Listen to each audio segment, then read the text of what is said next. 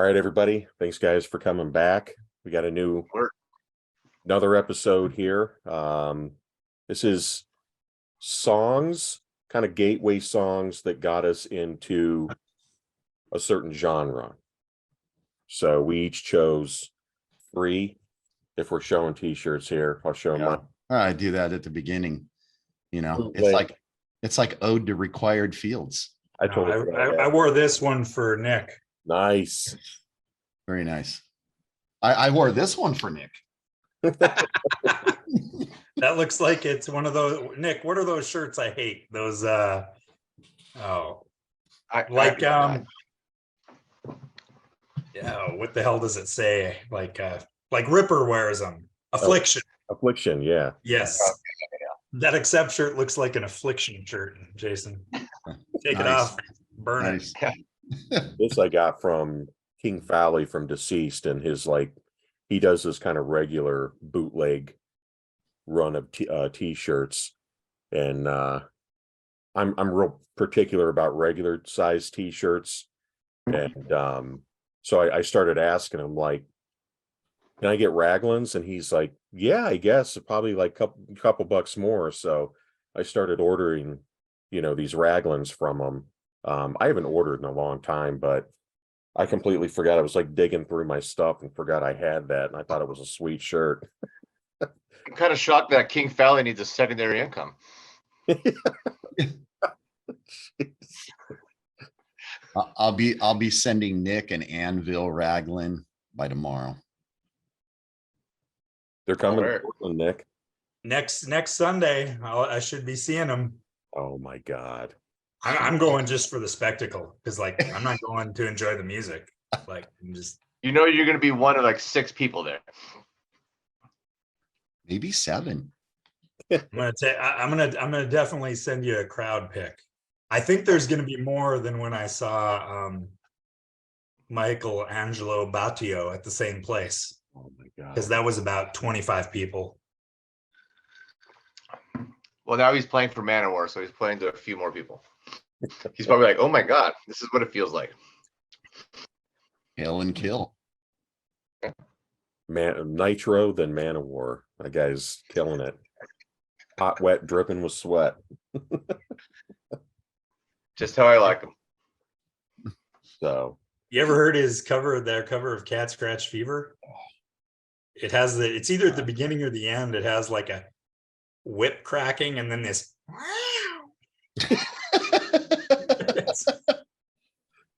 We were coming back from Minneapolis once, and this guy we picked up had that with him, and we played it, and all we did was cry about that thing. And fuck, that guy came through a year or so later. Our mutual friend, because I wasn't friends with him, my buddy was. He knew how much I loved that thing, and he gave it to my buddy who mailed it to me. So it's in my collection just to hear that. No, it was in actually a cutout bin at a grocery store around here, and they had a couple of them. My God. Like the first 2, and they were like 50 cents.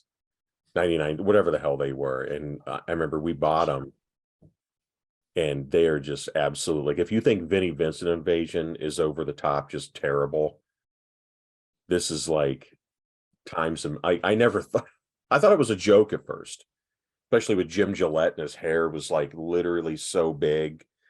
Have you ever seen that video? It's kind of as Bitter End is to thrash, Nitro is to glam.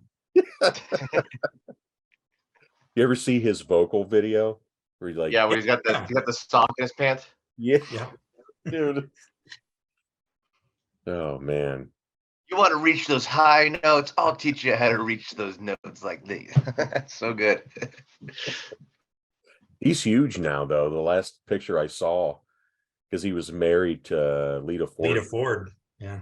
But I think they got into like real estate or something and made a shit ton of money or something. I could be wrong, but his head was shaved and he was just like massive. Yeah. I didn't even know it was him. I was like, who is this guy? And Jim Gillette. And I'm like, that's not Jim Gillette. But yeah, it was. So, Was his head shaved with a Gillette razor?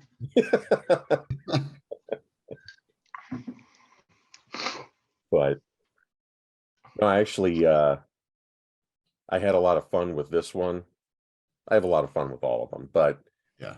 I don't know. This one was really cool because I changed the songs. I was like, man, what song really got me into like a certain genre? So I kind of went back and forth a little bit. And, having just 3 was, I think, a perfect number. I mean, I could have chosen 10, Yeah. 15, depending Yeah. on I had to kind of just, I mean, mine have caveats to them because, there's a lot of songs I could have picked, but I had to kind of figure out what made sense, because I didn't want to pick I didn't want to pull a Larson and go way back to the beginning. I needed, I wanted to kind of find some stuff that was not in my wheelhouse at the time. Mhm. And two of mine weren't. Two of mine I don't weren't. I don't one think of that one of mine totally was, but I don't think any of us are like they were saying this is our favorite song by the band. It's just no. like when you I'm first not heard it, implying you're that. like, yeah. Like when you first heard it, you're like, oh my God, I've never heard this before, but I want more. Yeah. Yeah, for sure. No, it was, I don't know. I was kind of looking forward to like the story behind each one of them for you guys, and obviously telling, how I was first introduced to these songs. That to me was interesting because even listening to your guys' stuff, I was trying to like put my mind in that, especially with Pat and Jason, with you guys being older, with some couple of the ones that you chose. I was kind of like jealous that I wasn't there at that time to really get introduced to the stuff, to hear that for the first time. I know I had a buddy um, tell me that he would have chosen Fight Fire with Fire. Mm-hmm. And Yeah. Sure. he's like, I don't give a shit if Sure. it's Metallica. Yeah. First No. time I heard that riff, the acoustic beginning, and he was like, and then when the riff comes in, he said it completely just changed everything. It was like, wow, my God, Well, I mean, you don't have to be alive to be. I mean, a 20-year-old could do this too and say "Fight Fire with Fire" is a song that got them into No, it, for right? sure. No, I Yeah. agree with you there. I guess it's more of, I think there's a thing because with how I remember music from those kind of years, Mhm. that music overall, I know so much better and it's so imprinted on me and affects me so much more. Whereas now it's hard to have music have that same effect. Whereas back 100%. then I could soak in a lot of stuff and every once in a while you'd get a pile of shit. But overall, it would be like something new, and you'd just be like, oh my God. And like I could still rattle off, all the song titles in order, sing the whole album. You wouldn't want me to sing it, but you know what I'm saying? Whereas Yeah, now, I think Jason might be the only one that has a song that probably happened in the last 10 years, right? 20, Or that was 20, 20. that was 20 years ago when you Yeah, discovered them? yeah, that album, Nick, that album Oh. is, if I Was can it read, it's 19 years old. Wow. I thought you just got into them like in the last 10. My apologies then. Oh, no, I did. Well, it was, Well, that's what I mean. Yeah. yeah, When probably, it was, probably 2010, yeah, I'm trying to save the story. 2010 Oh, or no, he whatever. was there at the event earlier. It was earlier than that, you guys. Yeah. Well, yeah. So, I mean, but all my picks are from like when I was 19 to 24. Yeah. So, Sure. Yeah, Yeah.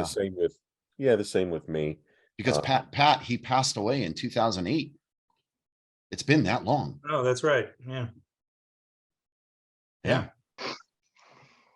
Yep. Foreshadowing for the 22 listeners that will be listening. It's been that long, you guys. Yeah. wow. Where the All hell, right. where the hell is our lives going? I mean, Right Jesus. down the shitter. Proverbial. No, realistic. I mean, God, I'm like, there's going to be places where I'm Kip, Pat, Nick, I'm going to get the senior citizen discount in 3 years. That's amazing. What in the Christ? Well, I mean, just going back with the one album, the one song that I chose. I mean, it's 28 years at this point, and I'm just like, Yep. I thought that can't be right. That can't be right, because I remember it like it was just yesterday, I know, it's insane. you know. And then you're thinking, holy shit, man, it has been. It's almost 3 decades. Isn't that crazy? It just kind of blows your mind, but Yeah. I don't know. I guess then again, that's the power of not just, you know, heavy metal or whatever, but music that you really get into. And I think that's why metalheads and, you know, people that are into punk and hard rock, I think they're the most loyal Absolutely. because of stuff like this, where they can I rarely ever meet, if at all, I don't think I ever, people doing this with, you know, country music or, you know. Because, well, it was back in the day, it was just so much more difficult for us to obtain our music. Yeah. You know, it wasn't, you know, there wasn't the internet. I mean, we Yeah. had to go buy it if we wanted to hear it. Yeah, there's almost a part of me that whenever a song is released online, I don't want to listen to it yet. I want it to be Yeah. like, and you guys all know this, like when we used to buy albums, you never heard about, you just read about it maybe in a magazine or something. Yeah. or That saw was coming up. Yeah. Boom, Yeah. it's out. I mean, and you just went and bought it. And sometimes that's what I, Or you read a thank you list and you're like, well, I like this band. They think this band. I'm gonna go buy Yeah, it. yeah. That's how I bought Master of Puppets. Like I knew it was coming out, but I didn't know like, oh, it's coming out on this date. Mhm. And then I was back at the record store and I was like, you know, you go through the M's, the R's, the S's, the T's, because those have all the metal, you know. And all of a sudden I saw new Metallica. What the fuck? You know, and you know. Yeah. Yeah. I mean, then it was like, it wasn't a question of like, what's the one tape I'm gonna buy. It was like, that's the one tape I'm buying because I know all their other shit and this is gonna be amazing. Yeah. And that's kind of how, like, when I bought Biohazard Urban Discipline and I looked at the thanks list and I wrote all the bands down, and then I literally went and hooked up pretty much all of those bands, you know, as many as I could find. I would just go to the record store with Did they think Nitro? but I'm like, in fact, one of the bands in that list is one of the songs, happens to be one of the songs that I chose. But it was crazy because, yeah, I mean, you look at those thanks lists and then it just, I mean, it's like going down the rabbit hole. So to me, it's kind of like YouTube today, where you can watch a video of something this is a band you're not familiar with, and then you look over and then there's some other band, you're like, oh, that looks kind of cool. Then you get on that, and before you know it, it's like 7.5 hours later, and you have like, you know, hemorrhoids from sitting in the chair for the whole time without moving, and you're just like, Right, because you're listening to Bang Tango for 9 hours. Yeah, it's just a much more expensive rabbit hole that we had to go through. yeah, yeah. But well, we can go ahead and start. So who wants to go first? Doesn't have Jason go first this time? Yeah, you know, yeah. Age before beauty, right? So I'm gonna go back. I mean, I really don't know how far. I'll go back to the very beginning.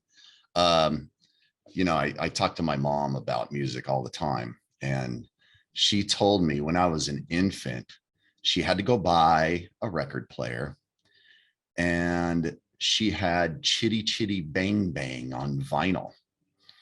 Great And, musical.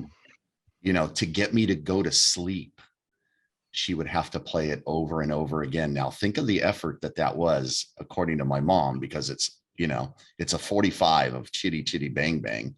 And when the song ends, She had to go start it again. she had to go start it again, because I think back at the time, back in the early 70s, you guys, there was no automatic stylus arm. I mean, Go back. maybe, but I'm guessing it wasn't one of those. It wasn't one of those. Yeah.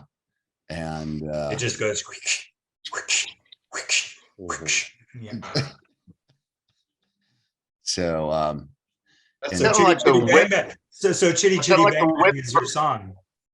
what's that? Chitty Chitty Bang Bang. This is your song.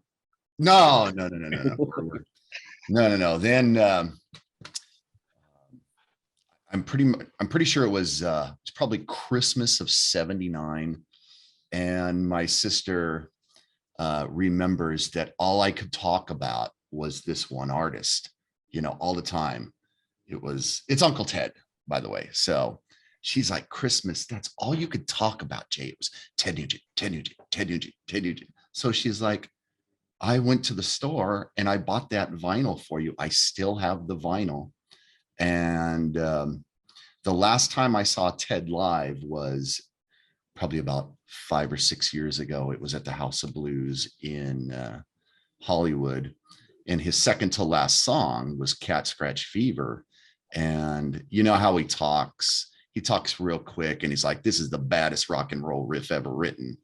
And he starts playing Cat Scratch Fever and the place goes nuts. Song's over. That's not the song I chose. I chose the song from his first album. And when he was done with that song, he's like, wait a minute, we've got one more song. I was wrong. That wasn't the coolest rock and roll riff ever written. This is the coolest rock and roll riff ever written. And he starts playing Stranglehold. So, I'm 9 years old. It starts it for me. It opens up my world. And it's his solo album, first album, track number 1.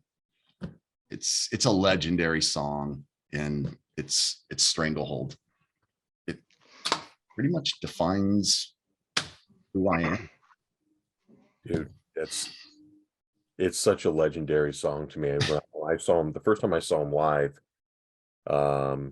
was opening for Kiss in like 98, 99, something like that. And he just, Did Anthrax open too? no, Skid Row did actually, without Sebastian Bach. I was hoping for Jackal. Oh my God. But when he played Stranglehold, he said, now after this song, all the pussy will be eating pussy. And then he goes into that riff. And the guy is, he's legendary. His playing is, he'll never get, just because of his obnoxious bullshit, whether or not you agree with his politics, I don't really care. He still belongs. Oh, absolutely. In the Rock Hall, but he'll never make it in. He'll never get in just because of that. And it's a shame, dude, with Amboy Dukes, with his solo stuff. I love the 2 Damn Yankees albums. I love them. So I love Ted Nugent. Now he does have some. Oh, he has some stinkers. Oh yeah. Oh yeah. I think you had one of them. Yeah, that was a previous episode. Yeah. Was it the self-titled one? Yes, it was. Yeah, I'm just picturing the cover. Yeah. But no, man. I'm with both of you guys. This song was rad because didn't someone choose the live Gonzo for an episode at one point? Oh yeah, I'm sure that was me. Yeah, so I Yeah, was never a Ted Nugent fan. I don't know. I just obviously know Cat Scratch Fever and maybe 2 other songs, but that was the standout track on Live Gonzo for me. So it was nice to hear the studio version. And yeah, when that palm muted riff comes in at the very beginning, it's like that song is fucking amazing. Mm-hmm. I could totally imagine being an impressionable 9-year-old and first hearing like your first hard rock song. It's so good. It is so good. And like the jam out towards the end is incredible. Yep. Love that. I am not a Nugent fan, and part of it is because of his obnoxious bullshit, but I just never have been a fan. But Stranglehold is one of those few songs of his. Like, I don't listen to the radio anymore, but if, back when I did listen to the radio, if that came on, I'm always going to listen to it because it's such a fucking classic song. And I would love to have heard that back then, because I probably would have become a Sure. Nugent fan back then. But by the time I heard it, or at least heard it and knew who it was probably 1983, 84, 85, a few years later. And I'd already, that wasn't kind of the style I was into. That you wanted. Going back to it, sure, totally understandable. Because I mean, that is, like I said, it's one that I don't ever turn off if I hear it, because it just keeps going. And I love that. I could let it go wish it went on a few more minutes, Yeah, Yeah. it's one of those songs that anytime I hear it, I don't grow tired of it. It's like, it's like Danzig songs or Trouble, or he's in that category of that type of song. But I would urge anyone, if you can find interviews where he's specifically talking about music, it's the greatest shit ever. He's like, still to this day, even in his 70s, the guy is 100% just rock and roll. But as soon as he kind of veers off into politics, Into his Republican spiel, it's just then it goes into that. Great. Here we go. But no, So that's my pick, and that was 1975, gentlemen. That song is what now, 48 years old. God, We're pushing 50. That's what I was, I know before we started the episode, that's kind of what I was saying earlier. I kind of wish I was there with certain songs, to hear that for the first time, especially in that era where you're just like, oh man, You're like, driving in like a Nova with like an 8-track tape and like smoke billowing out the sides, and passing around those stubby bottles of Budweiser, Or Lucky Lager, the 10.5 ounce glass bottle. The barrel. And for those that don't know or don't know Ted well, in the 70s, there was this concert called Cal Jam in the mid 70s, and it's in California, and there's 350,000 people, and he was the headliner. He was it. God. And now he can't sell out. Well, he does his TED campfires on YouTube. You can see him anytime at the House of Blues in Hollywood with 112 other people.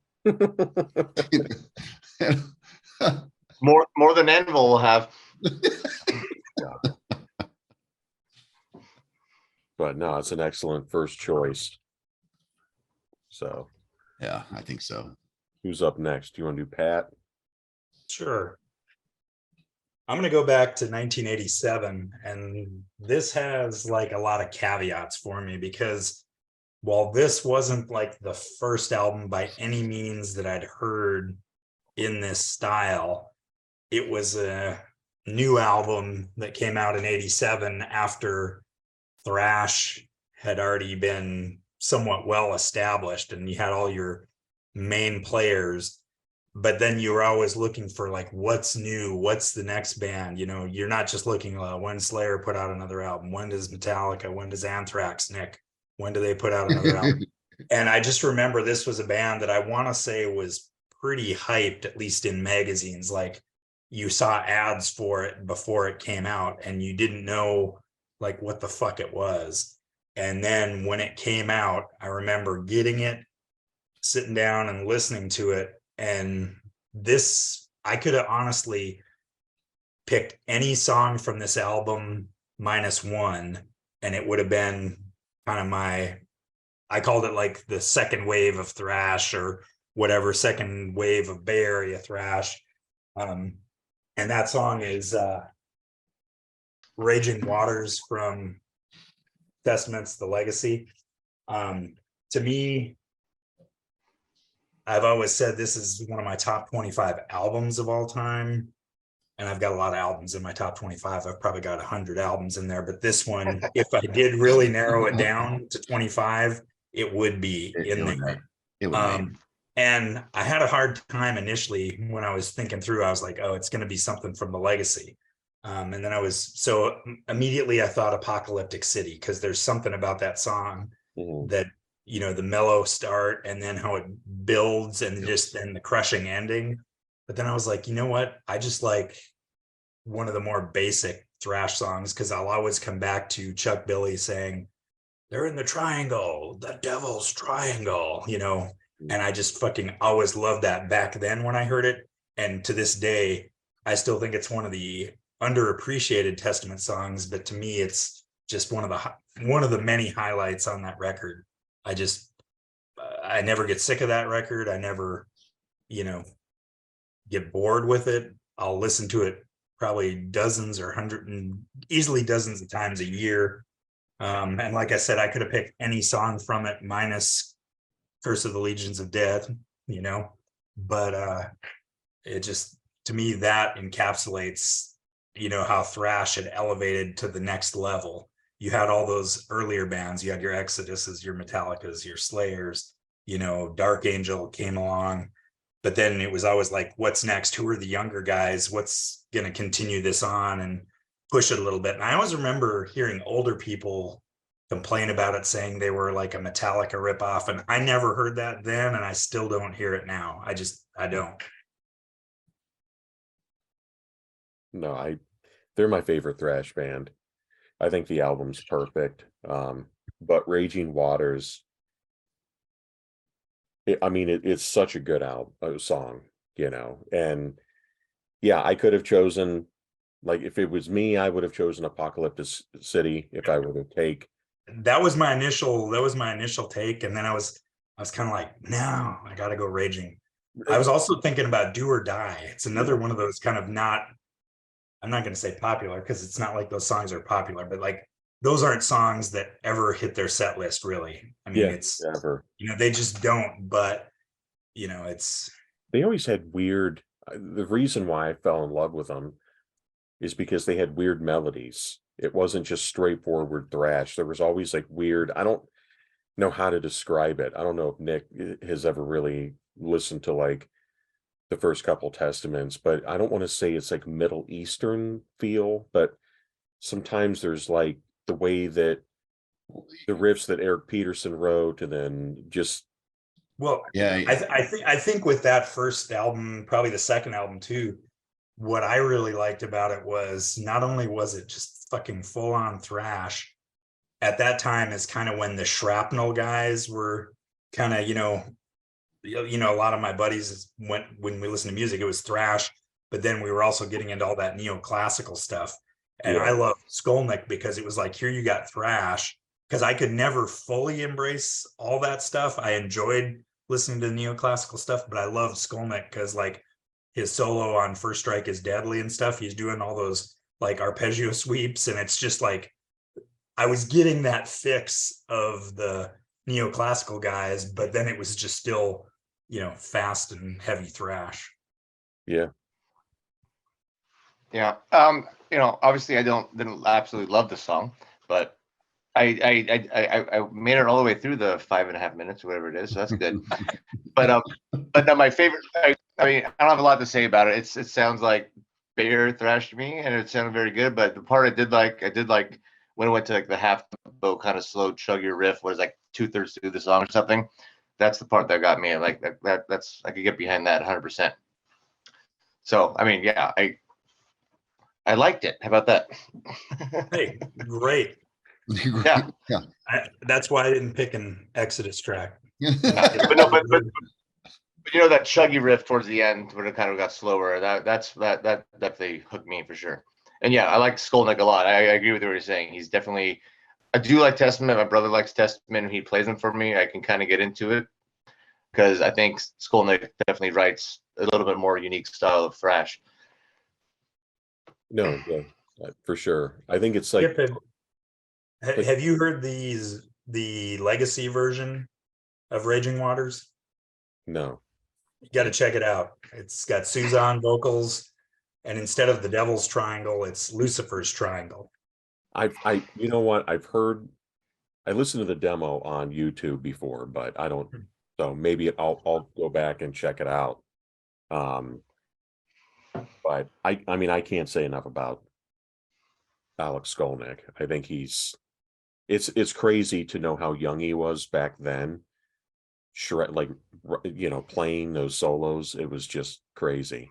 I mean, the guy, he's a genius. And Is he the only lead player? No, Peterson Yeah. he would also do leads, wouldn't he? do some leads. Yeah. Well, I think Yeah. Peterson definitely did leads once Skolnick, because there was that period where Yes. Peterson was doing it all, so to speak, you know. Yeah. Yeah, Skolnick's great. Yeah, I also did like the solos a lot, and I'm actually obviously a bigger fan of his Dragon Lord, the Black Metal Project. But I mean, he's very versatile. He's an awesome writer. I mean, he's not just a thrash guy. He could do anything. He's great. No, Chuck's vocals are great on it too. I just love, I don't know. Like I said, there's always some like different element about Testament. They were like a little more musical. They weren't Yeah. just like Slayer or Exodus or like straightforward. There's always something mystical about the way that they wrote some riffs and just like their melodies and stuff. So Well, sorry, I do need to correct myself. Dragon Lord, sorry, that was Peterson's band. That's not Skolnick's. Peterson's. That's Peterson's. Okay, yeah. Yep. Okay, yeah. Sorry, never mind. I take what I said back. How many Well, copies of their Rapture album do you have back there? Well, just one. Just the one. Larson, you hated it?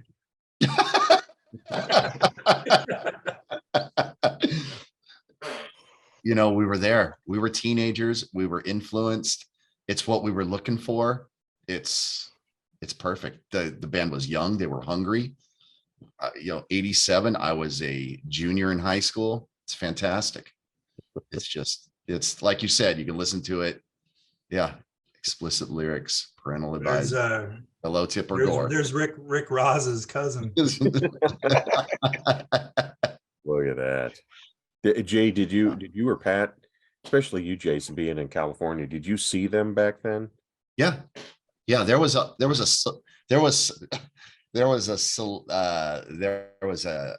theater called the Celebrity in Anaheim. It's no longer there. And the first time I saw Testament, it was 88. I was 17, and Violence and Death Angel opened up. Kip. Fuck you. Yeah. 1988. I'm in North Dakota, fucking going to Tesla and Alice Cooper. Yeah. Death Angel, Violence. Yeah, I think Death Angel opened. Death Angel, Violence, Testament. What a show. Wasn't it? I thought it was Violence because the hyphen. Yeah, because of the hyphen. Yeah. Violence. Yeah, Kip, I never saw him until I saw him twice on the Ritual tour, and that was the first time I actually saw him, because North Dakota, they didn't come to North Dakota, and then I left North Dakota in 90, and then my first real opportunity to see him was 92 with the Ritual. So I saw him headline and I saw him open. I saw him as an opener on that tour, opening for Maiden, Nick, at Red Rocks, with Corrosion of Conformity on the Blind tour. And then I saw him headline later that year. It was kind of like a co-headlining with DRI.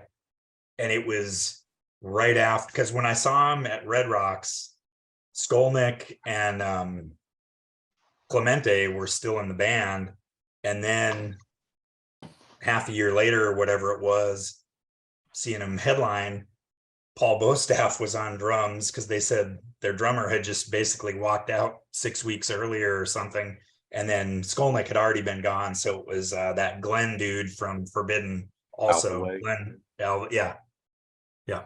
So basically the Live at the Fillmore, if I'm not mistaken, the Live at the Fillmore is basically that kind of set that they played when I saw him at the Gothic Theater in Denver headlining. Man.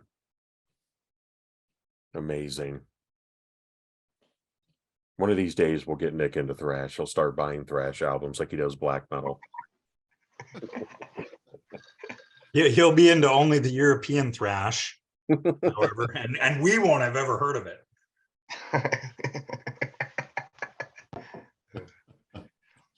Well, I'll go into mine next. I'll do my first one. I was young, really young. I can't remember. My God, I was probably 13, 14. I remember watching MTV. Two of mine are going to be while I was watching MTV back in the day, late at night.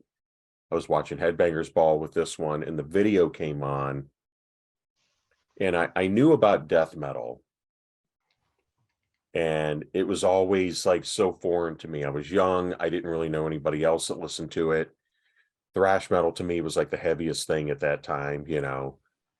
And when I started getting into different things, like it was that era of Headbangers Ball towards the end when they kind of got out of the glam and they started playing a little more like there was some heavier stuff they started playing here and there. And this video came on, evil as fuck. The song was evil as hell to me. It was death metal, but it wasn't super fast. You know, it just had this, everything about it was just like so sinister. The vocals to me were great because they weren't like toilet bowl vocals. They weren't like Cookie Monster. It was, you know, they were just different and you could understand what he was saying. And that's when I completely fell in love with that song. And then it was a couple years later that I delved into that style. And it was like, I don't know why it took me that long, but I was always, that was the one song that I was always like, man, that song is so awesome. They had a video for this song. God, I never saw that. Yeah, it's creepy. It's got like this fucking demon angel thing and it's all black and white. It's really well done. Yeah, that's how I listened to the song this week, was watching the video. Yeah, It was actually it's a really well done video too for the time. yeah, it's like, that's why I thought, and you know, it's Morbid Angels, God of Emptiness, the last song, Covenant. This is, to me, if I were to choose the greatest death metal album of all time, it would either be Covenant or Autopsy Mental Funeral. This would be it. But God of Emptiness is the song that got me into death metal. It's weird that even to this day, everything I listen to when it's death metal, I always go back and I compare it to this for some reason. It's just, this is like the pinnacle to me. And God of Emptiness, being a kid that loved horror movies and, you know, always kind of more, I was interested in like evil shit, just reading up about it and stuff like that. But to me, it was like everything in one song. And David Vincent, his vocals were incredible. Trey's guitar playing is just unbelievable. It's just got great groove to it. I love the production. This is on Giant Records, which I think is a Warner Brothers imprint, possibly. But I think that's probably why the video was so good, Nick, is because it was. Pat, you should watch the video because like David Vincent has that great line, like, what makes you so supreme? And he's like looking up, he's in a church, like looking up, talking to God. Like, what makes you so supreme? It's really, really cool. The song is awesome. I actually don't own that album. I'm not a huge death metal guy either, but I always respected Morbid Angel up until FFF, I guess, probably. But a couple of, so I don't know this. I don't have this album, so this is the first time that I listened to it a week ago. But Trey's way of writing guitar riffs is so unique. It's syncopated. It doesn't like groove like to 1, 2, 3, 4. It's this weird ass stuff that he's doing that is not typical. It's asymmetrical. It doesn't really work, but it does. Mm-hmm. I don't know if it's the tone that they're getting out of the guitars, but it's like no one sounded like those first 4 Morbid Angel albums at all. Yeah. It's kind of that song also remind me like the only album I do own by them is Domination, and the same thing with that album. Just like these riffs are so weird. Like it's not that your Cannibal Corpse style, death style, melodic, not melodic, but more melodic kind of riffs. It just sounds like fucking not as technical as Obituary. 4x4 metal, yeah. Yep. It's just like wait, what is going on? But at the same time, the whole thing makes sense. And I was also kind of shocked that there was no guitar solo in it. Yeah. And when I was watching the video too, I'm like, well, where's the other guitar player? And then I looked it up online. Trey was the only one that played on that album. Yeah, I think Richard Brunel was the other guy that I think was gone at this point. Yeah. But the only thing I didn't like about Kid though is the non-death metal vocal style kind of drove me a little nuts. oh, There's more talking, like the chorus, I guess you can call it, where he does the more faithfully. Yeah. Like, is David Vincent trying to sing right now? But I mean, if you took that out of it, it would be like a 10 out of 10 song for me.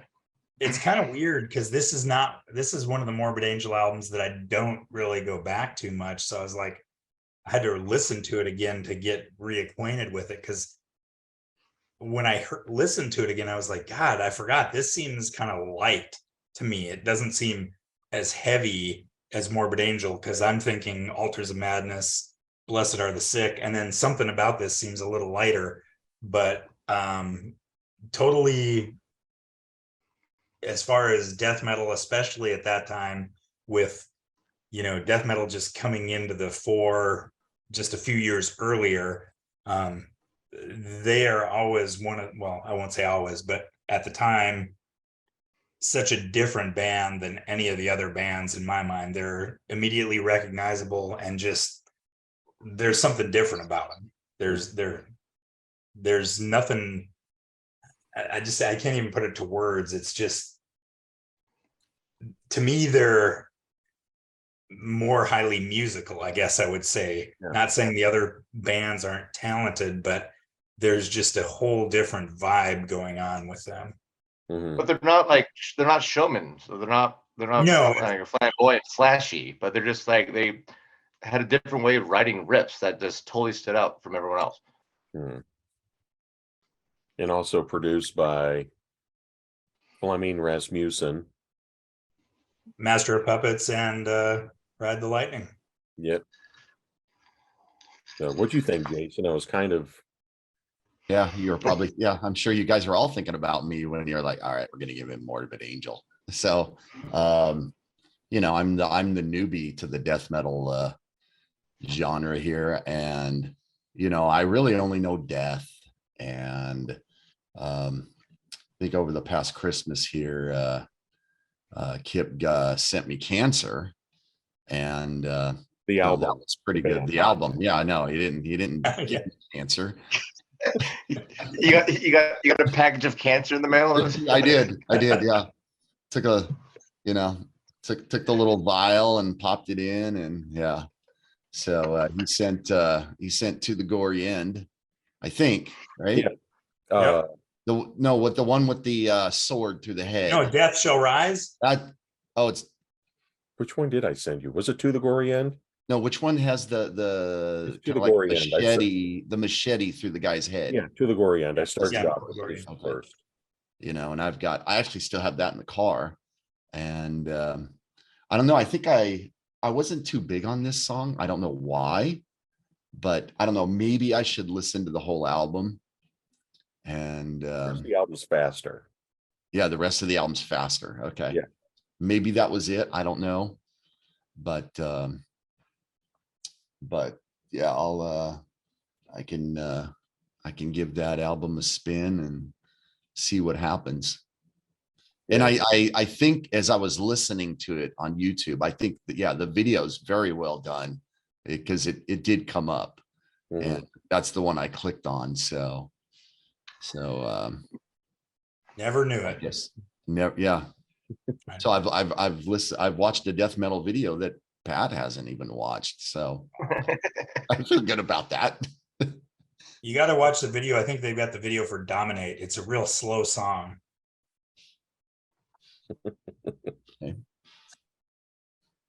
No, that which is kind of just a little interesting.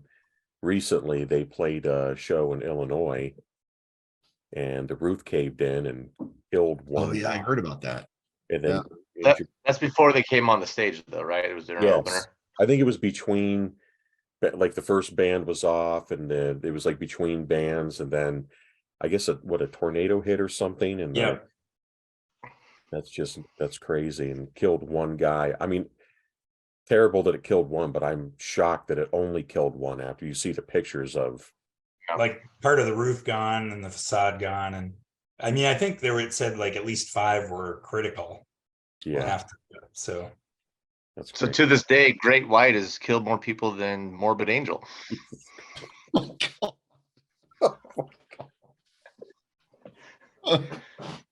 Wow. I would think a Morbid Angel would be more deadly than a Great White, but I don't know.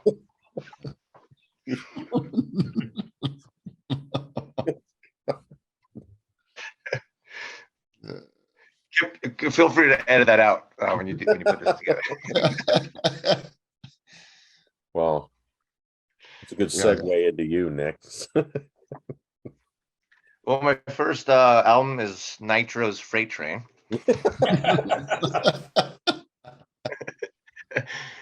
No, I'm gonna go chronologically with mine. Not necessarily out of importance or anything, but 98.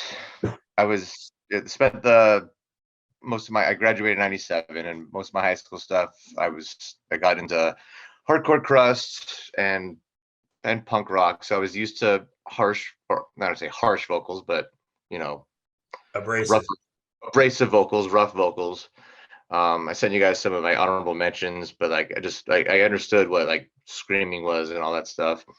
But that was new to me then. And then I got really into Iron Maiden and all those classic bands, Metallica and all that. But the first time I heard this song, I was my brother's buddy, picked this up in his Toyota Celica, like a 93 Celica. And I get in the back seat, we're driving down some winding roads because I lived in a small town, and he puts the CD in, and the first note of this album, it's a track. Well, 2 of my songs are track 1s because that's, to me, like the first time I heard this. You put the CD in and you hear this thing, and it starts off with this, and right away, like right away, like, what the fuck is this? I've never heard anything like this before. And it just starts off with this scream, this blah, and this, like, it's not quite a blast beat or fast beat. Anyway, it is the first song of Old Man's Child's the Pagan Prosperity, the Millennium King is the name of the song. And it's funny because Old Man's Child isn't really that much of a black metal band as far as like second wave stuff goes. It's not the Dark Throne, it's not Burzum, it's not those bands that are more traditional black metal. I think Old Man's Child is a little more thrashy black with some, some keyboards in there. I don't think they don't know what to probably label it time. But that was my first experience into black metal, and I was just, I was probably 18. I'm in the back of the Celica, and just that comes on with that opening vocal vomit and just the blistering drums and the sweet ass riffs. I turned over to my brother in the back seat. I'm like, oh my god, like. And I screamed right up to my friend Burl, who was driving. Burl, what is this? So I go, they're called Old Man's Child. I'm like, well, that's the stupidest name ever for this awesome music. It sounds so threatening, but your name is Old Man's Child. Like, anyway, so that day. Go ahead. Sorry. Go ahead. I was just saying, so that the very next day or the next time I went into the bigger city, San Luis Obispo, I'm searching through all the metal CDs. Like, I can't find this anywhere. Like, Burl, how did you have this CD? He's like, the internet has been out for like a year or 2 years. He's like, well, I ordered online. I'm like, you can order CDs online? Like, okay. So I don't know where I went, but eventually I found it and I ordered it. And that album has a very special spot for me. Again, even though it's not my favorite Old Man's Child, but like you said, just you remember I was yesterday. Right now I could close my eyes. I could be back of a 93 Celica going down winding roads and hearing not Carm, fucking shit, trying to blank on his name. Galder. Thank you. So just hearing Galder starting off an album with that disgusting screech. I love it. Jason, you did too, right? No, you know what? All I just want to know is what was the color of the Celica, and if it was it an automatic or was it a 4-speed or a 5-speed? It was white. It was definitely I think it might have been a 4-speed, or I don't know. I don't remember the speed, but it was definitely white and It was a automatic. manual. Oh, It was a manual. Manual. Oh, well, then you're all black metal with a manual transmission. That sounds good. If Burl needs that carburetor rebuilt, Larson Spring Break is the 27th through the 31st, so he can maybe refurbish that for him. We can All right, I'll let Burl know. Oh, let me show you the carburetor that we can throw in. So we can throw in Burl Celica there. So I don't think he drives that anymore. no. Well, this is a hard era for me of music, because when I look back, I was listening to a lot of shit at this time, stuff that I enjoyed then, but I just cannot get into now. Nice carburetor. thank you. It's a Keihin, so it is a Japanese carb, and they're very reliable on Toyota Celicas. If Burl wants to go that route, hanging out in slow. He's in Kansas City now. Oh, well, he's got to go back to slow. No, you know what, you guys, I actually liked it. And I'm like, what's going on with me? I'm liking all this black metal now. Do Dude, I you need like like to the get horn. myself checked or something? The I thought horn. it was cool, and I'm listening to that and I'm like, wow, this is I guess this is the second wave. It's not the first wave of black metal. I'm like, and once Nick, mentioned kind of a thrashy riff, and, thinking back at it, I'm like, that's probably why I like it. Mhm. So, I guess that term black and thrash, maybe you can throw Old Man's Child into that category. Nikki's Well, that album specifically.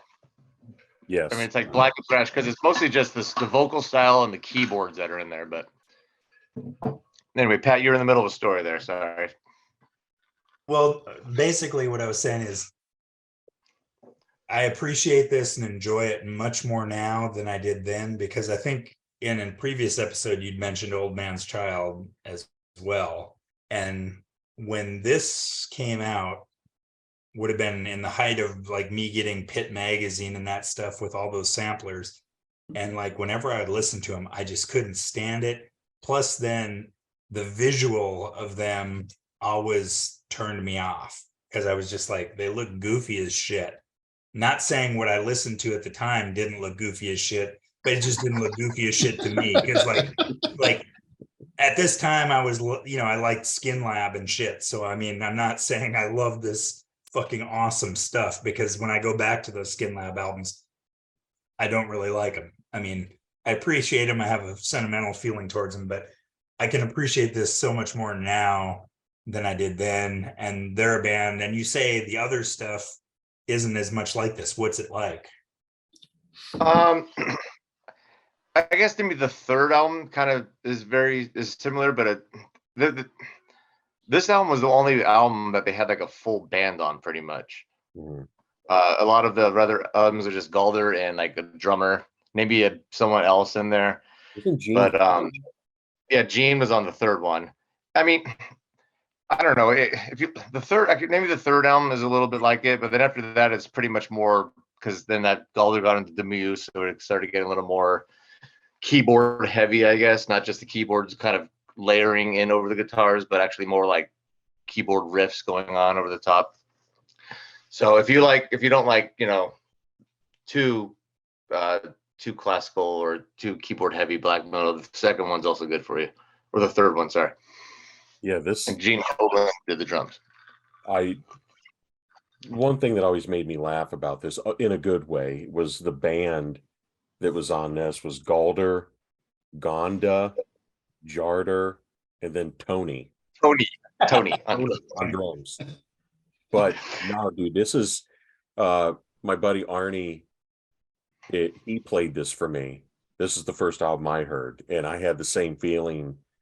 I didn't really listen to black metal. And so when that first song came on, I was like, holy shit, this is black metal. This doesn't sound like what I thought it would. And of course, it like you're right, it's not like real Norwegian black metal, you know what I mean? It's just there's something different to it. And this every song on this, I love the whole album. It just rules. But this song is so good. Funny when you're talking about how he vocalizes when the song comes on, and it's like that double bass. Yeah. You know, and the drums are the main thing for me that stands out on the whole album. It's Tony, baby. The only album according to Metal Archives he's ever played on. Please Probably. please tell me Tony's last name is Bennett. So the other thing I love about this song too is like, and I've never heard this a lot. I mean, the middle part has that like clean vocals, really shitty clean vocals, and then it goes into this like tapping solo. It has a melodic tapping solo, so it's not black metal, but to me, I was told this was black metal, and it's still, yes, it falls under the umbrella, but I was just blown away. Just like, oh, I like Iron Maiden, I like some crust and some punk, and then I heard that and just like totally opened up a different absolute underground world to me, even though crust was definitely underground, but nothing that was as extreme as that. So that song will forever be burned in my brain. Just that first scream from Galder on that song. So good. Excellent. Still to this day, when I remember put that album in, I hear that, I'm back in the 93 Celica in 1998. Right. You're up next. All right, so writing on the thrash metal, enter high school. Yeah, I can pick one of the big four. But you're gonna pick a band you've never picked before.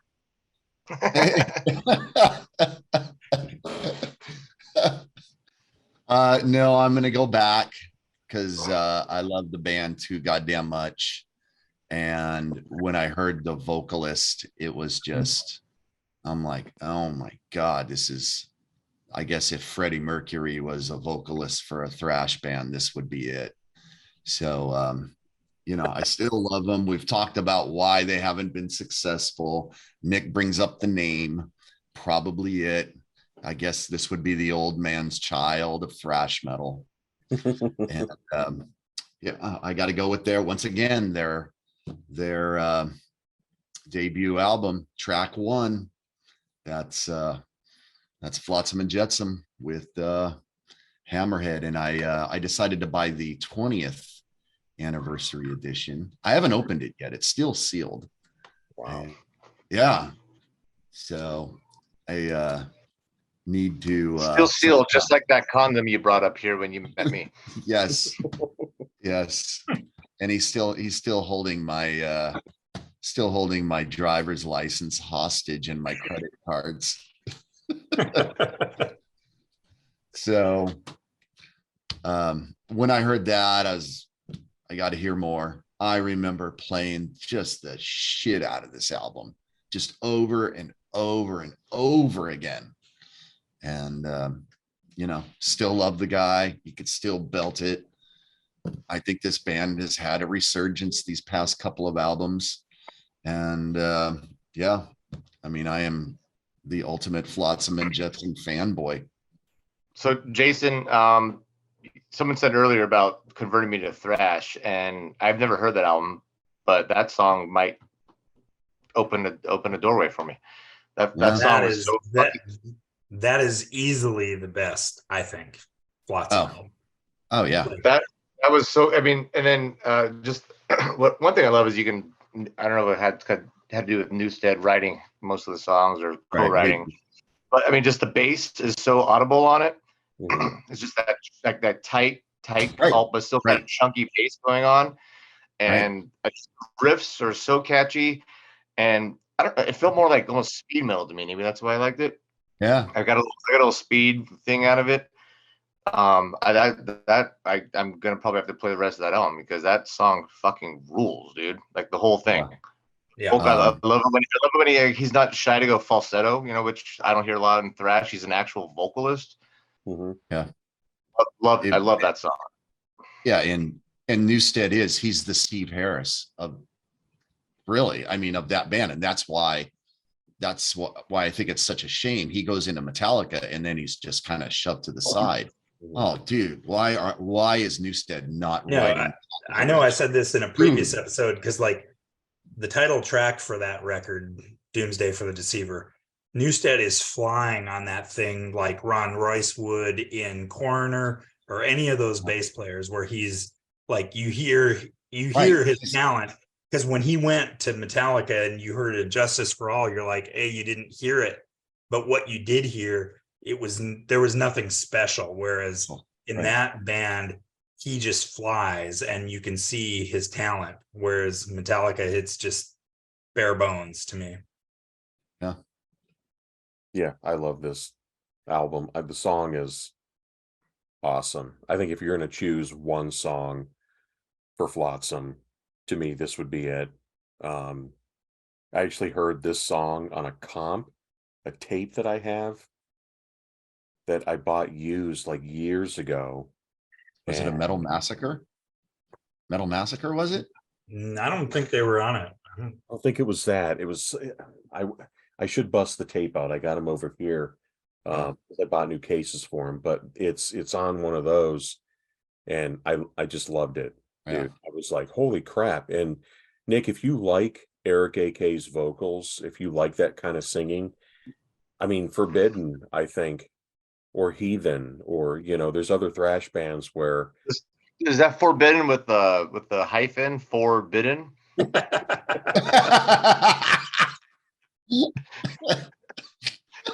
But yeah, no, I love this, man. I just, again, this is another one. I wish I was you back in the day hearing this for the first time. That would just be incredible. Yeah. I remember in Thrash Metal magazine, because there was actually a magazine called Thrash Metal, and one of the issues had like the top 10 thrash songs of all time, and then it had a catalog of thrash and hardcore bands so you could read about them. And I remember my buddy and I, Nate, we were reading it, and Don Kay was one of the writers, and he was like a college DJ out in New York at the time, and we like revered him. But his write-up on Flotsam just talked about them being one of the most overrated bands ever, and all they had out at the time was Doomsday, and we couldn't equate it because we loved almost everything Don Kay said. But then when we read that about Flotsam and knowing this album, we were just like, what the fuck is this guy listening to? Because in my mind, Doomsday is easily up there with any of those first couple from, I'm not going to say, well, I would say it's close to the Slayers, and it's up there easily with the Anthraxes, the first two Anthrax albums. And for 86, to me, it was better than how some of those bands were starting to go. Not Slayer, obviously, or Metallica, but it just, to me, this album, it's phenomenal. That's why I picked it. And I'm probably going to pick it again, you guys, in probably the fourth episode. my favorite historical metal song is Der Führer, which is about Adolf Hitler.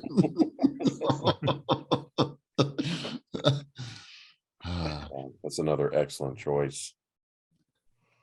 So Nick, do you know how to, I guess, hear octaves? I mean, what's AK's octave range? Would you even know?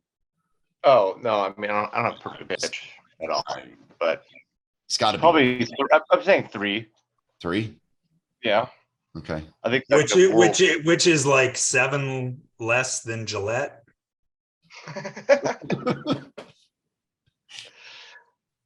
Now he still sounds good. Mm-hmm. Eric AK, that is. He's still incredible. And he smokes like a chimney stack. He's got he just aged into his voice perfectly. It just sounds so good still. So All right, who's next? We got Pat. All right, with this one, I kind of went with an oddball choice because this is a genre that I'm not a huge fan of. I'm super particular, and I never really liked it till Great introduction. yeah, well, yeah. Well, it's a tough genre. Let me say this: it's a tough genre for me. But every now and then, there's an album or a song, in this case, that opened up the genre a little more for me and let me become more accepting. I'll say. So this album came out in 2002.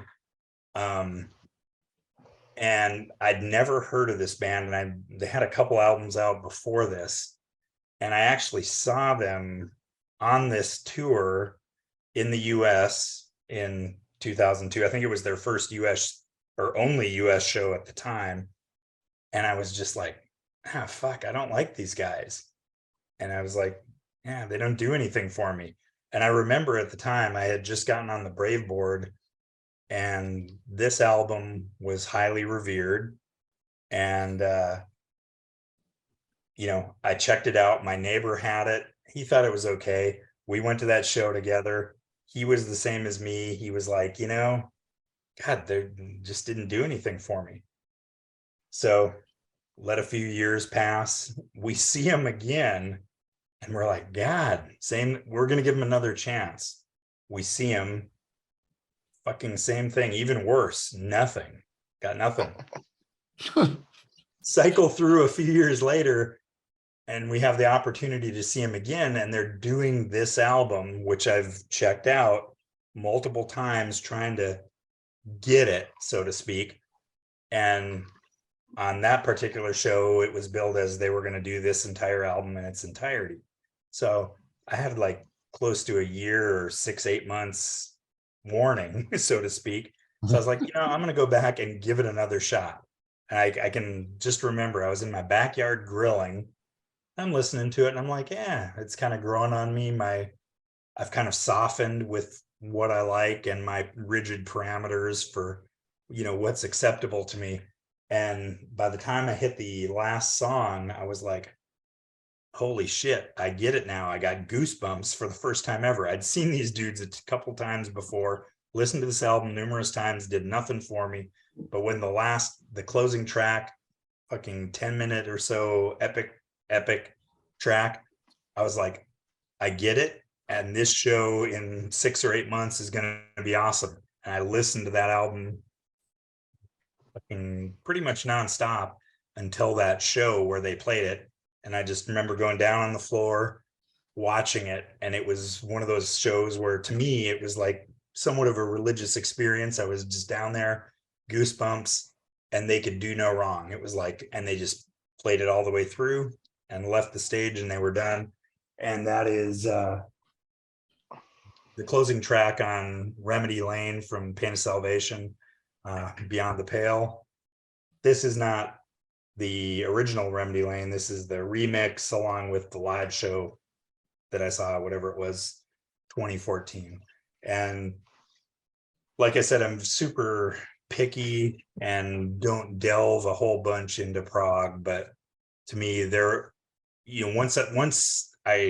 once that track hit me and that album hit me, I went and I bought the entire previous Pain of Salvation catalog. And since then, as a handful of albums have come out, I've bought them as well. And, it's given me a little latitude on certain bands, like Leprous, Riverside, Clone, that band from France that I've talked about. They're just, stuff I would not check out before, but this album is the pinnacle for me, but it also is what kind of softened me to that kind of thing. It was a great song, man. The main repeated, like, muted riff that starts the song off, I never heard the band before, and that was definitely ear catching to me. His vocals. I love his vocals. I love I like the way more when he went in his upper register. The opening was like, okay, a little repetitive. Where are we going with this? But then once it went into the transition to the second part, then I was all about it. It was really good from there. Like I would prefer the song to be more like 6 minutes. Not that I have a problem with long songs, but that main riff was repeated a little too much. And then, but yeah, that's like the middle part when they weren't doing that intro part, and then they kind of closed with that too. I loved that middle section. It was so good, especially when he started getting a little more emotional with his voice. So good. Yeah, with him, that's when he hits like these emotional tones with his voice, like it just like it'll break me down almost. It just he has got a killer voice, and there's times when I listen to it, certain songs, and I just hear him singing, but when he hits these certain points, it just something changes. Yeah, it was the first 2 minutes I'm like, why did you pick this? And then once it got in a little bit, once the song exposed itself a little more, then it totally made sense. It's really, really, really, really good. Yeah, I know nothing about this band other than the fact that I had an older friend that pretty much had every album up to, the early 2000s. I remember the album cover. I remember all the ones before this. I remember him playing them, but I couldn't ever recognize, the music. If this song in particular, it's weird. It's like as I get older, I'm getting more and more into prog, and I think it's mainly thanks to getting into like Porcupine Tree and being just obsessed with Porcupine Tree. And I like this. I'm gonna like give the other albums. I when I was looking on Metal Archives, the newest album is a 94%. So I don't know how that one holds up for you if you have it. I don't care for it. I think it's Panther. It's Yeah. called. But the one before it, In the Passing Light of Day, is fucking awesome. Like to me, it's the perfect Pain of Salvation album. And if I remember correctly, it's the beginning and end songs are just these classic Pain of Salvation songs. But like I said, I don't know this genre that well. And Yeah. even Pain of Salvation, even though I bought all the stuff and listened to it, there's a lot of pieces that I'm missing from it, as far as like I can't recall those albums like I can, pretty much any thrash from the 80s or traditional metal or whatever. But it's a band now that if something's coming out, I'm going to pre-order it. I mean, I'll be honest with you. It's stuff like this that I would honestly buy, and I would listen to this more than like certain black and death metal albums. I don't know, there's something about it that it's weird. It's like the more I get into like 70s prog, the more that my mind gets open,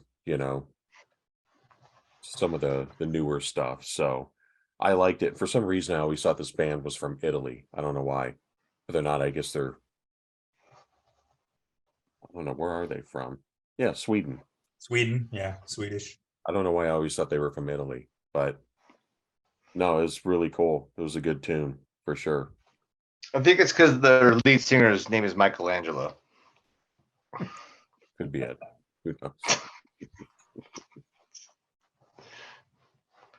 Larson has nothing to say. No, this is a prog power band. When I started to go to the festival, and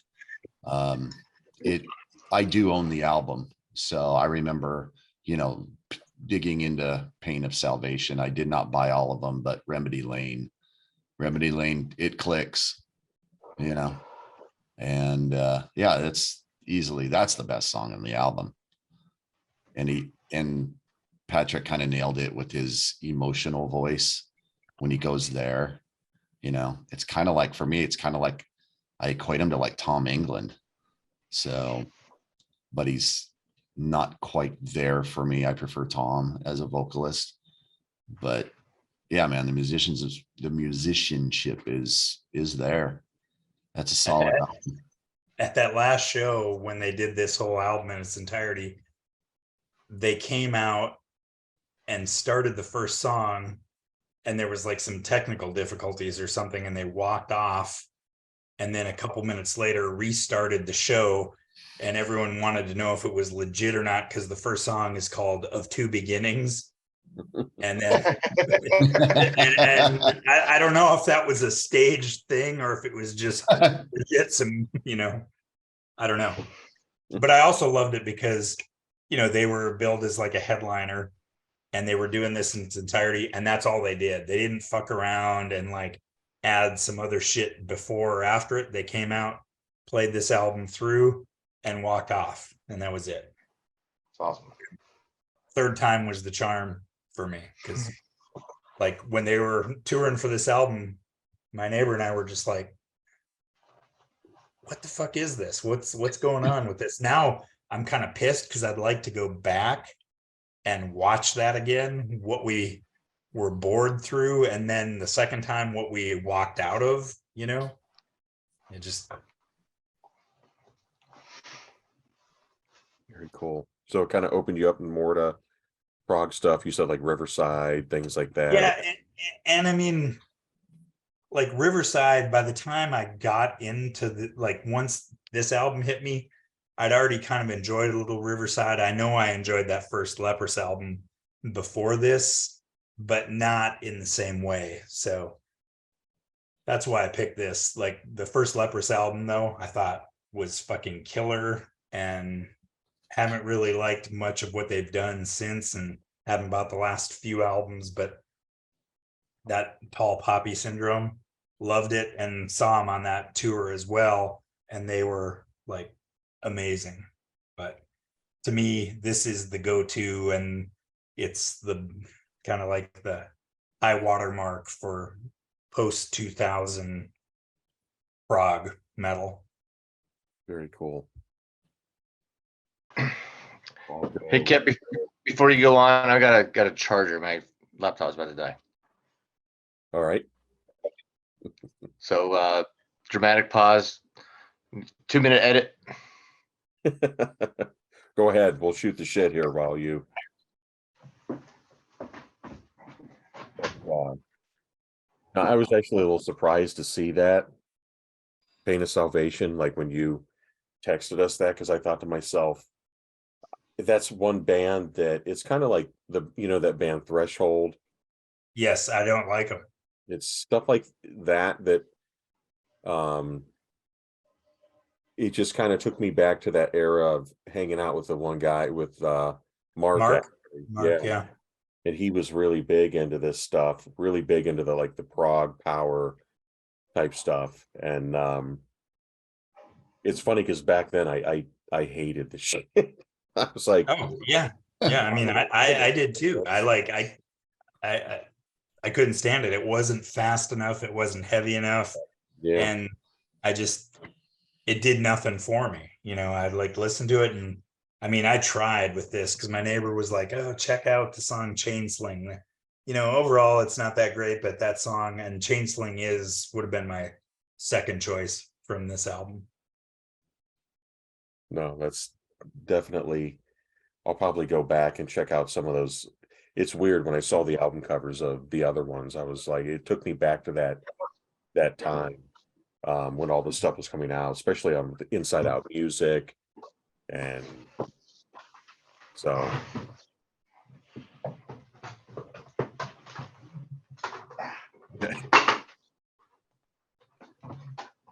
Maybe we should all go take a dump. Sorry, I don't want my laptop to die. No, I tried to charge it at work today, but I didn't get a full experience to do that. don't worry about it. My next pick, I honestly got this band from looking at Thanks list of another band that was Biohazard Urban Discipline, and I remember looking at the Thanks list for that, and they had all these different bands that they thanked. Same label, was on Roadrunner Records, and I just went out and bought it. I think maybe, if I think back, maybe I heard one other song by them, possibly, but to me, I remember almost buying this album just because of the album cover, number one. But so with this, I actually bought the album. And then the song, the first song comes on, and it opened my mind. It just blew me away. And I mean, obviously this is like gothic metal, but it helped me to get into more like to different stuff like Moonspell and things like that. And of course, I'm talking about Typo Negative, Bloody Kisses. And also it has their own thanks list at the bottom with, Biohazard, Kinetic Descent, Immolation, Guar, Life of Agony, who I actually Is Leeway on there? Leeway is on the Biohazard one. No. Violence is on this one. And there's another band that I got into, Nude Swirl, because I thought I thought the name was funny, and I actually went and got the album from this. But the song is the albums before this are kind of like I dig them, but this to me is really kind of what broke them and made them big. And that song, Christian Woman, it's so melodic, and Peter Steele's vocals are just so amazing, and it's so unique that songwriting wise, it sticks with me forever. I mean, this whole album is just incredible, but the song Christian Woman made me want more than just this stuff. So I started getting more into like other goth bands, and Moonspell was one of them, simply because they were Europe's answer to Moonspell. I remember that's what it was saying, and when people would describe Europe's answer to Typo Negative. And if it weren't for this album, I don't know. There's a lot of other bands I probably would not have listened to. So it's different than Morbid Angel, with Covenant, where that got me into death metal. This, I didn't really know. This opened me up to like just different shit altogether. Like even bands like Christian Death and stuff like that, like more gothic rock type stuff. And Did this get you into Sisters? Yes. Sisters of Mercy, Fields of the Nephilim. Because when I started getting into this, some of the older people that I knew, and also reading some things, people were like, well, if you like this, you might like a lot of the 80s goth rock bands. And it, especially with Sisters, I remember remember that German goth metal band, Crematory? They did a Sisters cover tune. I can't remember the name of the song, but the one song they did. But it's all because it all starts with Typo Negative. And I could have chosen October Rust, which is the next album, which to me is also a classic Typo Negative album, but it really was Christian Woman that it was just different because it wasn't as heavy as a lot of other stuff I was getting into, mainly stuff like this. But still, I don't know, it was just incredible. It was like that melancholic feel, but it was super melodic. I know that, I could hear a lot of like Beatles influence in terms of melody and stuff, but I never liked the Beatles. But I don't know how to explain it. It just, this was on repeat for years to come. And it's still something I play regularly, and it's incredible. This might actually be the copy that I bought. I don't think I rebought it at some point, but then this might be the same one since 93 or 94, whenever I bought it. Came out in 93, but I don't think I got it. Is that a digipack? Yeah. I didn't know they. I don't remember they doing digipacks back in '93. Yeah. So there's two versions. I ended up getting this one first, but there was also another version with this on the cover, Yeah. and it had different songs. So there's like a different track list. Um, but this one, you know, Christian Woman, Bloody Kisses, Black Number One, they did the video for that was kind of big. But yeah, Christian Woman had a video too. yeah. I couldn't remember. I know that the next No, one, that's again how I watched this song was on a video. Not nearly as well done as the Morbid Angel one, but yeah. No, but I mean Peter Steele passed away, you know, several years ago now. Just crazy when he died. I was just like, he was so unique vocally, and getting into Typo made me want to go back and get into Carnivore, that old, you know, yeah. like grimy speed metal thrash, you know, whatever people want to call it. I love Carnivore, but and then it was like one of those things where you start getting into different bands, reading the thanks list, getting into Life of Agony, and then knowing that the drummer on River Runs Red, which was Sal Abiscato, is the same drummer here.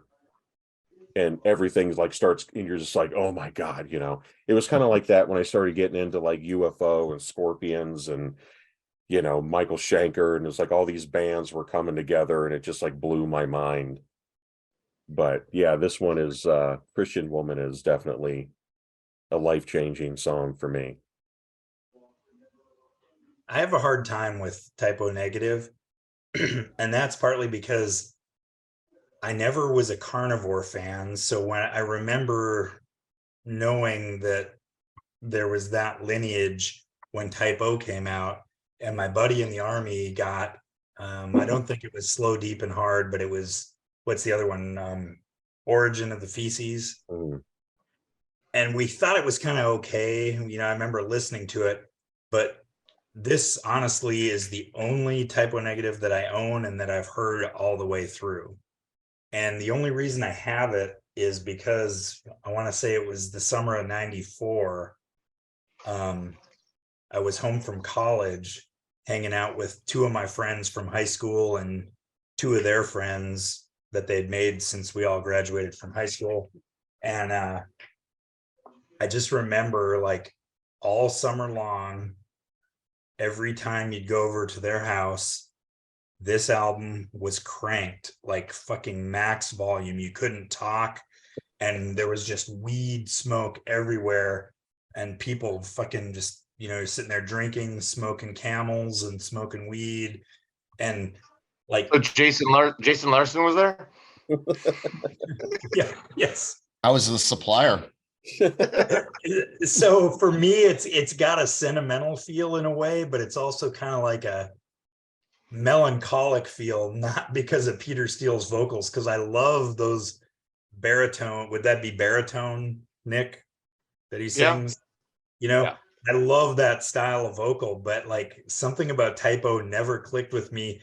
Plus, I also just have like a negative feel to a degree, because that summer, while fun, it was also really just kind of like, I knew I was going back to school, and I was back home in North Dakota, and two of my friends were, you know, not in good places. And, you know, one of them ended up killing himself, and the other one still at 51 lives in his parents' basement, you know, and those are two of those guys. So all that shit to me is linked to this album, because I think about those anytime I hear it.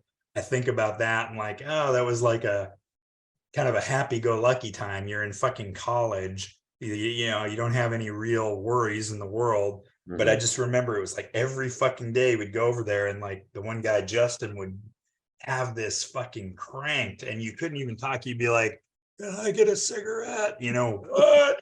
I get a cigarette, and then like, loving you is like loving the dead. You know, that's what I think of when I hear this album. And like I So said, You say you have a negative connotation. Is it a typo negative connotation with it? It's a typo negative connotation, and it's not that I think they're a shitty band or anything like that. It's just like, this is a band on paper that I should like, Mhm. I think, but I just don't. I can't, like, even though I own this record, I can't get into it. And I listened to the whole album a few times getting ready for this song I listened to a ton, and I'm like, yeah, I dig it, but it just, it brings me back to that time, which in retrospect was just a negative time for me, you know. Typo negative. What do you think, Jason? Well, typo negative is not my type. I'm B negative. B negative is my type. So it should be type B negative. Now, if it was type B negative, I would probably like the band more, but it's not. It's type O negative. So I can't associate with it. No, I remember on the Brave board when Peter Steele passed. I think it was 2010. And that's pretty much, that was the year when I hit rock bottom. And I remember, reading all the posts. I mean, that Peter Steele, rest in peace. It went on for pages. And I'm like, what am I missing here? Maybe I should go back to it. And I can appreciate his style. It was definitely unique. It's just, this is not for me. Mm-hmm. And so when you pick that song, I'm like, okay, I'll try it again. Maybe I missed something, and it's just, I don't think that style will ever be for me. And I forget the more mainstream band that kind of had that deep baritone voice, and it kind of reminds me of typo negative, but I forgot the name of the Crash Test Dummies. Crash Test Dummies. That's it. I thought, well, maybe maybe this is the more extreme version of the Crash Test Dummies. Well, yeah, there you go. I actually like the Crash Test Dummies more than typo negative. Okay. I've actually seen the Crash Test Dummies. Nice. Are they Canadian? They are. They are Canadian. Yeah, that's why. Because Canada's better. The lead singer was drunk as hell when I saw him, and I'll always remember my wife and I looking at each other because he said, "Here's a song about fucking a corpse. I love your goo." And then he started talking about Red Deer, Alberta, and we were just like, "What the fuck?" Well, if he was drunk, it's good because he only has to remember the lyrics of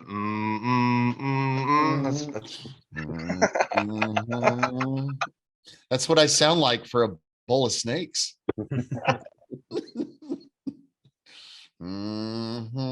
Kip, here's a question, Kip. So you're saying October Rust is up there with this for you? It's probably even a little better. And that also, because I was thinking about choosing that as well, just because hearing that really takes me back to living in Portland at the time. And I can't remember the name of the mall that's by Beaverton. What's the mall there, Nick? I'll believe the Washington Square. There you go. Okay. I was going to say Beaverton Mall. Yeah. Washington Square. And I went in.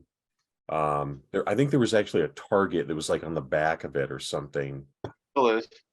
And that's where I went in, and October Rust was sitting there, and I, again, walking by it, and I was like, holy shit, the new album's out. And I remember I bought the album then, and but this one, just hearing Christian Woman and thinking about it more, probably opened me up to even more doom stuff and slower, just kind of stuff like that. So, but I mean, I think every album they did from Bloody Kisses on is perfect, honestly. I mean, I think that they just had a great run. How many did they have? One more after October Rust? No, World Coming Down, Life Is Killing Me. Oh, and then Dead Again. And then Dead Again was the. I'm gonna check out October Rust. Just You should. That's the one. I mean, I'm gonna check it out just because it won't have any connotation to me other than I'll know it's Peter Steele, you know. And That's the one I know better. And my brother played that a lot when him and I were when he first moved up here back in 2003, and then he moved back. But yeah, I mean, we would drive around his truck listening to October Rust all the time. But you know, I love, Kip, that you mentioned Moonspell, because after I listened to that song again today, I immediately went to Moonspell. Can't remember what the song is, but when Fabio, well, not Fabio, what's his name? The singer of Moonspell? Fernando. Fernando, not Fabio. My next band is a Fabio guy. But when he goes like, you're a beast. when Fernando does that, you're a beast, evil one. Like that totally reminds me of Peter Steele. Yeah, definitely. Well, that going in, that brings you, Nick. Yeah. So speaking of Fabio, again, big Maiden guy. I love Maiden was my favorite, has been my favorite band since like '96 when I first started getting into them. Never heard power metal before, so this is also my first introduction to power metal. But on top of it, all through middle school and high school, I was an oboe player, and I was starting to study music theory and classical music more. I was in my high school band. I was in my county youth symphony, so I have a strong affiliation with classical music. It's my second favorite genre after heavy metal. So the first time I heard symphonic power metal, that just completely, opened up the doors to a whole new genre of like, oh my God, you could do heavy metal and play classical music at the same time. Like I was like, what the fuck is this? Like, you're combining my two favorite things in the world. I'm listening to like the drums, I'm hearing guys just shredding guitars, playing the arpeggios, really melodic. I'm hearing choirs. I'm hearing fucking violins. The first time I heard this is track 2 after introduction is Emerald Sword by Rhapsody, and that that starts off with the cymbals and everything, and then there's a little bit of riff, and then there's a fucking violin that comes in. The first time and only time in my life I've air violined. I've air guitared a lot. Let's see it. I want to see it. Like I was like blown away, like, oh my, and then I stopped myself. I was so embarrassed. Like, I just air violined. I know this will be a very short segment because everyone's just gonna say fuck off, Nick, but just the fact that just being a classical metalhead, classical musician who listened to metal, and then hearing my two favorite things come together for the first time in my life, just absolutely just like I just that's when so I started getting into Therion, started getting into Darkmoor, any of that neoclassical power metal stuff or any of that symphonic black metal stuff. Just I really wanted to hear more of that because that just blew my mind. I knew there was harsh music, I knew there was classical music, and then to actually have them together for the same time just ripped me a new butthole. No, it's funny. If you would have played this for me back in the day, back in like 99, 2000, like a certain somebody I know, they had every single one of these albums and I fucking hated it. I hated it. I was like, dude, this is way too happy. I can't get into this. It's cornball. It's just like I had a girlfriend at the time said like, this is too triumphant sounding. Like that's why I love it, because it is so triumphant. Like I listen to all this angry shit, but yeah, every once in a while I just want to like fucking be triumphant. God damn it. He would play it in his car with the fucking windows down, and I'm just like, dude, please. But now I listen to it and I'm like, I love it. I love this. It's like now it's like great. I'm gonna have to go back and buy all this stuff again. But yeah, it was a killer tune, man. I dig it. And Fabio Leone, I mean, he's an awesome singer. Yeah. Awesome Luca Turilli's guitar work, and that's the first time I ever heard the shredding, like where the harps, like a harpsichord and guitar player are playing the same solo, like blistering 16th notes, but they're playing in sync together, and you can barely tell the difference between the harpsichord and guitar because they're so tight together. Fuck, just true musicianship. That's one reason I also love heavy metal, because how talented these bastards are. And all I got to say, when Nick was playing the air violin and going, that's what a Cahin FCR MX-39 carburetor sounds like when it gets going. It's triumphant.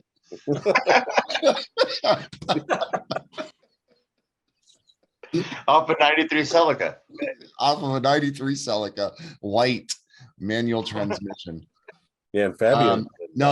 No, Nick, when I heard Rhapsody for the first time in the late 90s, to me it was like, oh my God, Halloween has little brothers, and I was all over that. I mean, I've got the first 4 Rhapsody on disc. That's really all you need. Haven't listened to them in years, but you know, Guys, let's it was killer. It's killer song. Those are great albums. Do we have to refer to them as Rhapsody of Fire? I don't know. I guess once they added the fire, legally, you know. I have a few of Fire albums, and now it's even worse with Luca Turilli's Rhapsody because he left, and Alex Staropoulos still in Rhapsody of Fire. But just give me albums 2, 3, and 4 by Rhapsody, and that's really all you need. Yeah. Is Fabio even singing with them? Because I know he's with Angra. I think he was. To be honest, I don't know. Once they broke into the 5th different version of the band, I stopped following. But I don't think he's with them anymore. He was with Angra, and he was also Actually, I saw Camelot in Portland, and their singer couldn't make the tour, so Fabio actually came along with Camelot and played with them on the tour for the Black Halo album, and that was awesome. Yeah, but I don't think he's with either Rhapsody anymore. Yeah, I'm looking at the vocalist, Giacomo Voli. That's who the vocalist is now. Sounds very Italian. Yeah, I'll have the Giacomo Voli with pesto sauce, please. I was in Croatia and then drove into Italy 2 years ago and went through Trieste and the hometown of Rhapsody, and it's just a fucking industrial port town. There's just cranes all over the water and these domes that look like nuclear. Like, this is where Rhapsody's from. You know, you would think it's the opposite of like Birmingham with Priest and like Sabbath, where there's like steam hammers pounding and they crank out this dark shit. It's like Rhapsody looks for the light in that shit. Yeah. Like, yo, they're not from Florence. Like, but no, they're from this like seaport gross town. I was kind of floored. Pat, what did you think about Rhapsody's Emerald Sword, which, by the way, came out in 1998? Yeah, well, so that would have been my first time hearing it. Like, I've heard Rhapsody. I know. I maybe have even seen him. I don't know. I can't confirm.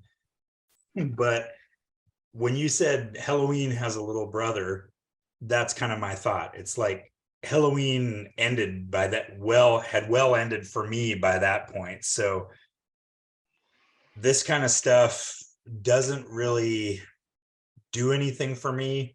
Every now and then I'll hear a power metal song newer, like there's a couple Avantasia songs that came out probably early 2000s that had a Halloween-y feel to me that I really like. Yeah, like, you're talking about Chalice of Agony by Avantasia. Yeah. That song, to me, that sounds like Keeper 1 or 2 Halloween, and I love that.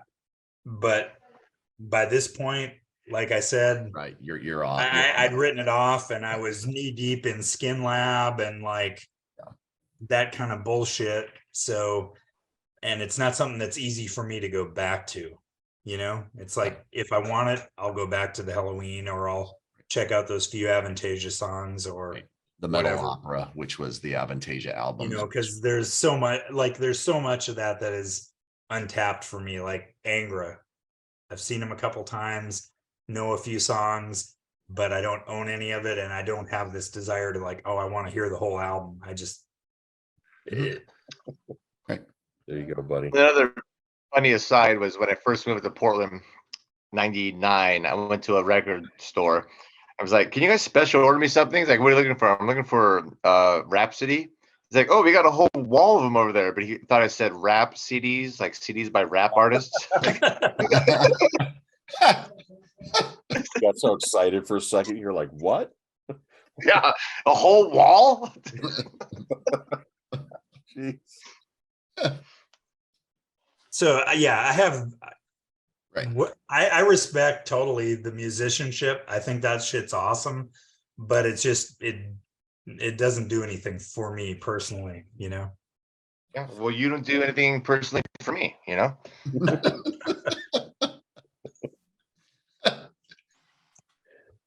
All right, we're going to last ones. It's you, Jay. All right. So so now we're gonna go into what 2003. I joined the Brave board. I very quickly, I guess, gained a very positive reputation on the Brave board. And then ran You lost, but you lost that a while ago. Yeah, I did. Gained some friendships with a guy named Zeke U and Zeke's neighbor and Mr. Pink Bunny. And so, you know, making some connections, they're like, why don't you come fly out to Atlanta and hang with us once a year? And, you know, we'll expose you to, you know, some good music and Some Rhapsody. some Rhapsody. Which, by the way, sounds like a you know, Cahin FCR MX-39 carburetor running at full throttle.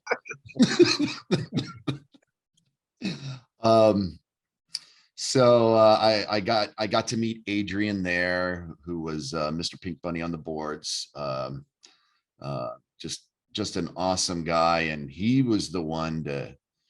He's like, "What? You don't listen to these guys? You need to listen to these guys." And so I did listen, and you know, it was really my first exposure to the harsh vocal, and I dug the music. And then just that little piece of my brain was like, wow, I think I actually like this band. And the album came out in 2004. They're a Middle Eastern band. He also brought up another Middle Eastern band that I guess that are very close to this particular band. And I finally got into them just 2 or 3 years ago. But the song that just opened myself up to more extreme genres was Orphanland's Ocean Land off of the Mabul album, which is now 19 years old. It came out in 2004. And It's crazy. just a great band. And I love the vocals. And then he went clean, and Kobe's voice, I think he's got 3 different kinds. Does he not? He's got a death. He's kind of a black vocal, and then his clean vocal. And that dude's phenomenal. Just fantastic. Kobe's awesome. And the other band that Adrian, God rest his soul, brought up was Malekish. And I remember listening to them at the time. You like that? Malekish. Malekish. You got the new Malekish CD? They're over there with all the rap CDs.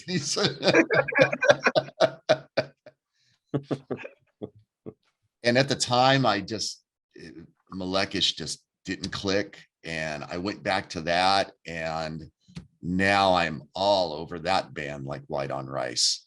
So just plus their instruments, they incorporate their Middle Eastern. So, you know, Nick's talking about, oh my God, you could take symphonic music and heavy metal and bring it together. Now you can take like bazookies and electric guitars and double bass, and now you can bring it together. And it's an eye opener. But what also I think Right. for you, besides not just saying Middle Eastern like Malekish and Orphanland, the death style vocals actually open you up to then like your Amorphous and Yeah. I mean, Oh, yeah, now that- you're talking about Morbid Angel. Oh, I liked it. Like Yeah. that was great. Yeah. You know, It's the gateway. It's I yeah, mean, it's the Orphan 15 Orphan years ago, Land. you would have been like Rhapsody of Fire all day long. Yeah. Yeah. Melcash, no. Yeah. Morbid Yeah. Angel, no. Now it's pretty much the opposite. Yeah. So, dude, that album when it came out blew my mind because I know there's a little bit of an intro before that, but that's the first real song. And then, yeah, I mean, my last choice is also a folk metal band, but when the song starts off with again the bazooka and I can't remember the name. I can't remember the name of the string instrument, but like, oh my god, this is so fucking cool. And a lot of their songs are like in 7/8 time, which is very traditional for that part of the world. Like that's still back. I would probably put that at a top 50 album. And the way that album starts off with Ocean Land was just absolutely floored me when I first heard that. I think before I even went on to the rest of the album, I went back and listened to that song again the first time I heard it. So good. And again, Kobe not only is just a great vocalist, but he's also just a nice dude. They play pretty small places here in Portland when they come, and he's the guy out there selling the merch. He's behind the table. Talk to him for 20 minutes. He's so great. Yeah. And I actually I saw them at Prague Power, and then I took my younger son Josh. One of his very first concerts was when the next album came out, The Never Ending Way of Our Warrior, and that first track has the female vocalist. And I remember Josh, they played that song, and Josh after the show, Kobe wasn't out there. It was the guitar player. I forgot his name. He left, and I think created another album with his name on it. I can't remember. He's got a solo album now. Yeah, I can't remember his name, but you know, if Kobe is as nice as the guitar player here, you know, they're beautiful people, just fantastic. He just really was. And as they've gone on, I love how they are just like all like I have a hoodie of them, and they have the whole cross Muslim and Jewish sign like blending together. Like they're so about just, can we just respect this land and like stop killing each other, please? Like, but without being obnoxious about it. They're like really nice, sweet dudes that just want to stop seeing people murder each other. Yeah. Well, and that's if you follow them on Facebook, that's the whole thing. Anytime they post about shows, they're like, we want to see everybody together enjoying the show, or look at this show that we played with all these people that were all united in one thing, and that was peace, you know? Yeah, no, this is a great pick because like I think this is one of the best albums since 2000. This is the album that got me into that band, and unfortunately I think it's their best album. They haven't topped it, in their earlier albums, though I enjoy them, aren't as good to me either, even though they're a little heavier, which is kind of cool. But I think this is where they melded those two worlds perfectly. They got a little long for me after that, but like Jason said, I saw that show that he was talking about, and we saw him probably about 2 or 3 years earlier on the Mabul tour, because they played a unplugged set, and then the next day they played the full electric set and just fucking blew that place down. Because Prague Power can be a very fickle place where you have a lot of people that don't want harsh vocals. They want either straight up prog or straight up European gallop power with keys. And Orphanland was one of those first oddball bands that the promoter brought in there because he loved the Mabul album. And like, it's one of those shows where they just came in, they took control of that crowd, and they just fucking destroyed it. Yeah, I mean, I got goosebumps now just talking, but it's so good. God, Jesus Christ, fuck. And this is me. This is Jason. I don't like harsh vocals. Well, I do now. Thank you, Kobe. No, I'm ashamed to say I used to own the album. I haven't in years. it was just really weird. I dug it, but then I didn't really listen to it because there was nobody else I knew that really wasn't into it. So, which is just kind of a stupid excuse, but I don't know. It just kind of sat there, and I thought to myself, I think I ended up getting rid of it. I shelved it for so long, and then after you chose this song, it's funny, I hadn't heard it in so long. As soon as the song came on, I was like, oh yeah, this is the album that like fucking awesome. Like the song is so cool. Instantly made me think of, Melakesh, and also of a progressive metal band. It's like Mirath or Myrath that's from. Irath. Yep. Yeah, they're like from Greece. no, I Are think they- they're no Tunisia. Tunisia, yeah. Yeah, they're from Tunisia. And they got some pretty cool. I don't own anything by them, but some of the songs I think that it's really weird that heavy metal and Middle Eastern music can come together, and it just fits perfectly. Totally. So, but yeah, no, it's another excellent choice. All right. All right, Patrick. Up to me. All right. This is also going back to 2002. Also, this was heavily Braveboard influenced. I'd moved to South Carolina from Seattle.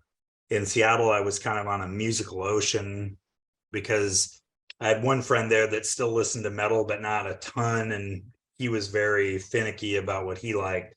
So I was kind of on my own out there. And like I've already mentioned a couple times tonight, I was verging more into the shitty realm of like Skin Labs and Machine Heads and that kind of stuff. And and I mean, I checked out death metal. I still bought death metal albums when they came out from the classics, but I was kind of in a rut. And when I moved down here, I thought I was in an ocean in Seattle, but moving to South Carolina and not knowing anybody other than my neighbor, who at the time was a big power metal fan, which didn't help me any. I randomly happened to cross the Braveboard one night. I was drinking and like went out there fucking around and found it and became a member, and started following, listening to reading what people were listening to and talking about. And this band came up, and because of going on the Braveboard and it being Canadian, then I subscribed to Brave Words and Bloody Knuckles and would get their knuckle tracks. And this band had a song on one of those earlier knuckle tracks that I got from this album, and it was called I Am the Wooden Doors. And I thought, oh, this is a cool song, I'll get this album. And then I bought the album and put it on.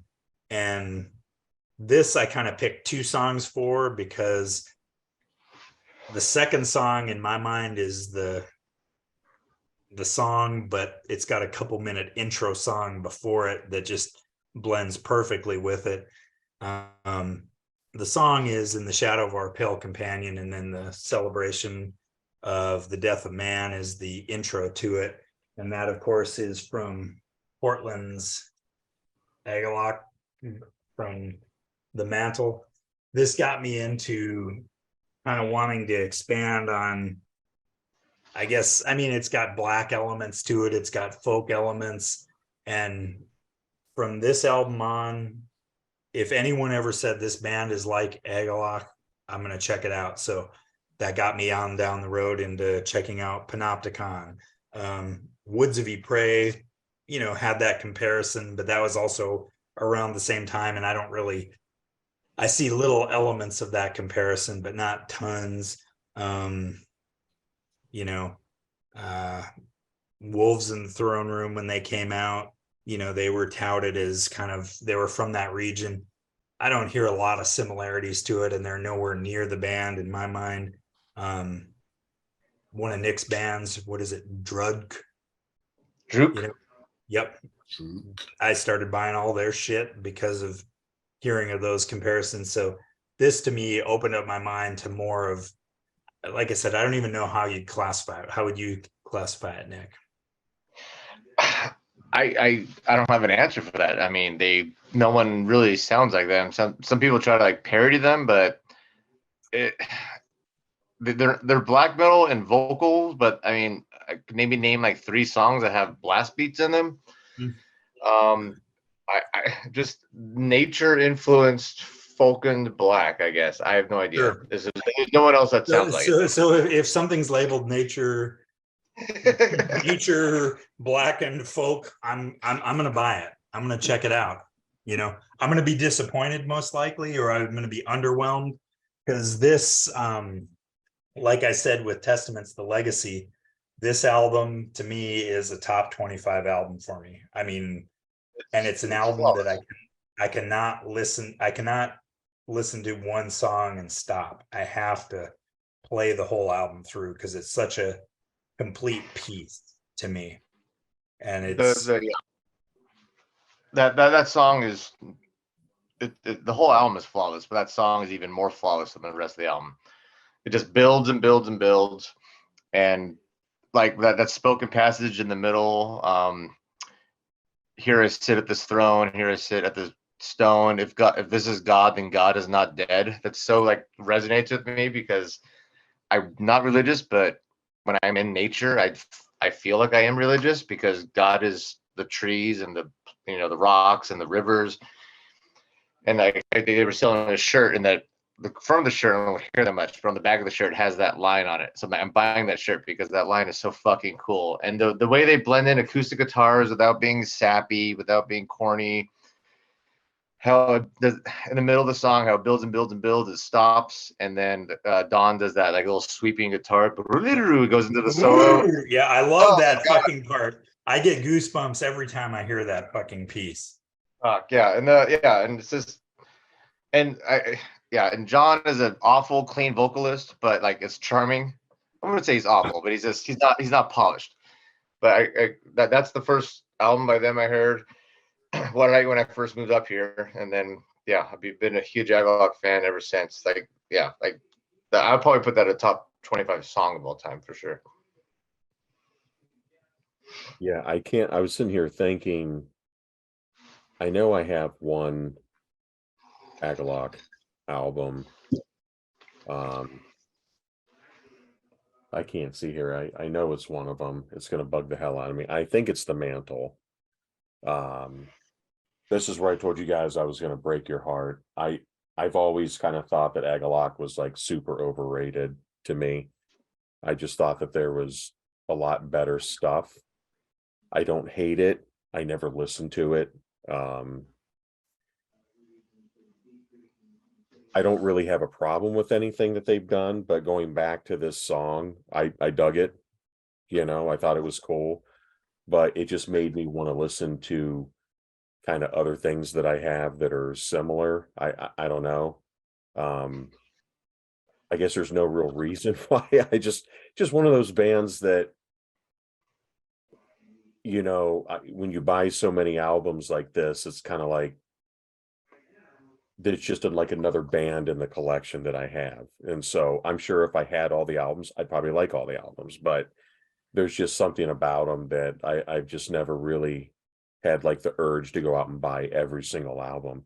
It's kind of bugging me because I don't know. I'm gonna get up here and look see which one I have, but I cannot. Is it? Oh, okay. Never mind. It's not this one. It's Marrow of the Spirit. Okay. So, and I tell you right now, I couldn't even tell you what this sounds like. So I probably will have to leave. That's definitely more raw. Yeah. Yeah. I'd be interested, Kip, to think what you have to say about Ashes, because that is barely underneath the mantle for me, but it sounds not like a different band, but the production, it sounds like metal shoegaze. Ashes is so fucking good. And that's kind of the thing is like, I've always dug bands like Alcest or Alcest, I don't know how you say it. Bands like that, I've always dug more than Agalloch. So, and I think it is because of the shoegaze element. Because I love check out Ashes Against the Grain, dude. Okay. It's mandatory. The first, how that album starts off. The song Not Unlike the Waves. Just listen to that goddamn song. I Okay. think we had that on, you had that on another episode for your riff. Oh, that's right. That riff. It was your top riffs. Yep. No, I'll check it Nice out. Dude, this thing is like mint condition because I couldn't even believe that it was still in there. I mean, that was a little different because they went to that little cleaner shoegaze sound. Then they got Aesop, the drummer, and they got definitely more Blackens at that point. Mhm. It's still fucking great. A track 4, like I can't remember the name of it, but that's an awesome song. From which one? Ashes? No, the track 4 from the the Marrow, Marrow. like Black Lake Stung or something. Mid Stang. Black Yeah. Lake Stang. Yeah. Yeah, I'll check it out. No, but this was I mean, it was cool. But I guess when I say I'm going to break your guys' heart, because everybody on the Brave board just gushes over this band.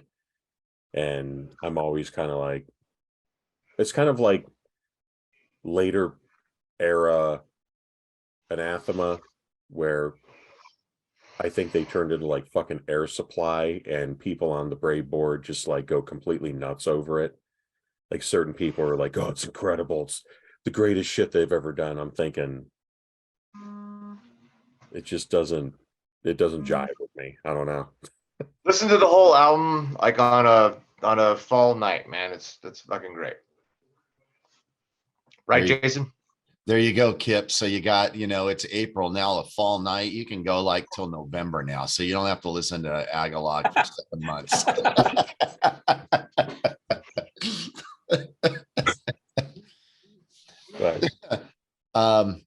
Man, this song's a grower. I think I'm almost there. I listened to it again last night, and I'm going to listen to it again later tonight when I'm making some lesson plans. Seriously, start the album and just listen Let to it play.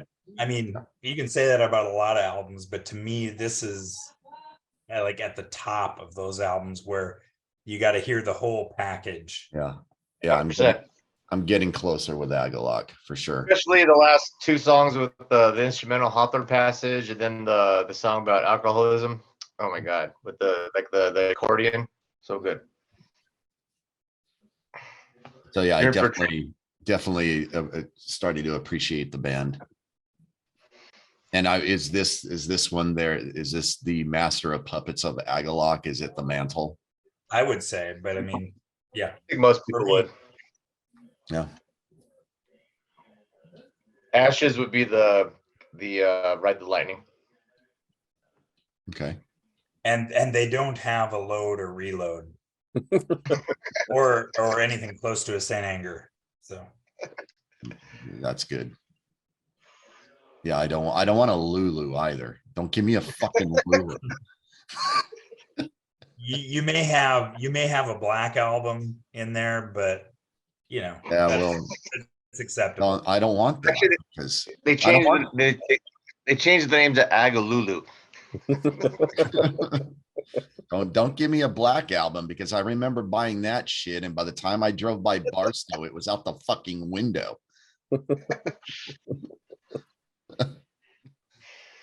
I'll get into my last one here. I know people are probably sick of me talking about this band. I don't give a shit.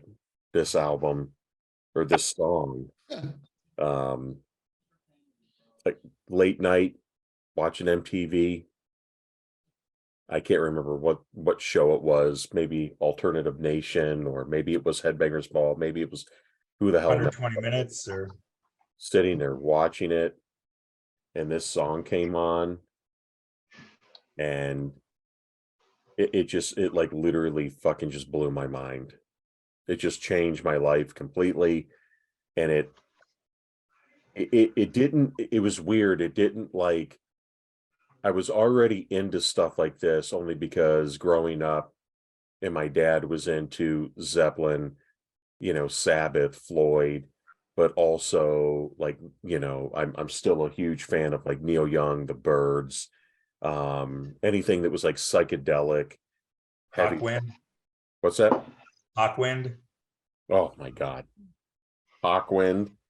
And so this song just instantly hooked me. And it's not so much that it turned me on to other like this genre, but it made me want more like this. And so it like forced me to go out and search for all these other bands that I was like, this can't be the only band that sounds like this. And that's when I ended up getting into like Caius and things like that, and set me on this path of, the majority of the shit that's in my collection. Although I'm a metalhead, I wouldn't say the majority, I'd say it's a lot, ends up being stuff that sounds like this just because I worship it so much. And that was Negasonic Teenage Warhead off of Dopes to Infinity. And I know I've said it before. I think it was in the 95 episode that I did with Joe that I said Dave Windorf to me is, in terms of lyrics, is just like this guy up here, Phil Lynott. Dude, don't even go there. Don't compare anybody to Line It. I think that Dave and Phil lyrically, they're as lyricists, they're just perfect. Everything is just perfect to me. They tell a story. Dave was always like Phil to me, but after you took like an entire sheet of acid and then you started talking about shit that literally made no sense, but it did make sense in the context of the full like the full song. But this song just, I'll never grow tired of it ever. And it got me into stoner or more into it. And like I said, I was searching for all kinds of shit. And so from like 95 to the really early 2000s, that was like one of the greatest periods for me musically. Everything was, and it really kicked it off was Negasonic Teenage Warhead, but the whole scene was just fucking killer. I mean, you just walk into a record store. We had Quonset Hut, which was the local record store, and I could walk in there and anything that was stoner, I could walk out with a stack, and every single album was just killer. Every album was awesome. I was like, holy shit. It's probably akin to like, the thrash metal scene back Thrash and then like 87, 88, 89. Yeah, you could walk out You with could go in, come out, and everything would be good. Fuck it Everything. all. you'd be good until you hit bitter end. But it's like that. And band's still going strong. I just saw the Atomic Bitch Wax a couple weeks ago with one of my buddies, my brother Jason, my other friend Jason is like a brother to me. And Atomic Bitch Wax, all three were in Monster Magnet at one time. Two of the guys are still in Monster Magnet now, and still putting out fucking just like absolutely incredible albums. This is the last full length Mindfucker. Absolutely perfect album. Just another killer record. Why don't I hear that song on the radio? Yeah, and that's the thing. They got big with Space Lord. That was like arguable. I mean, obviously their hit. I think this song was huge, along with Space Lord.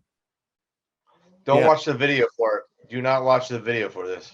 The worst video I've ever seen. But it's absolutely awesome. I don't know. I will street team this album to the day I die.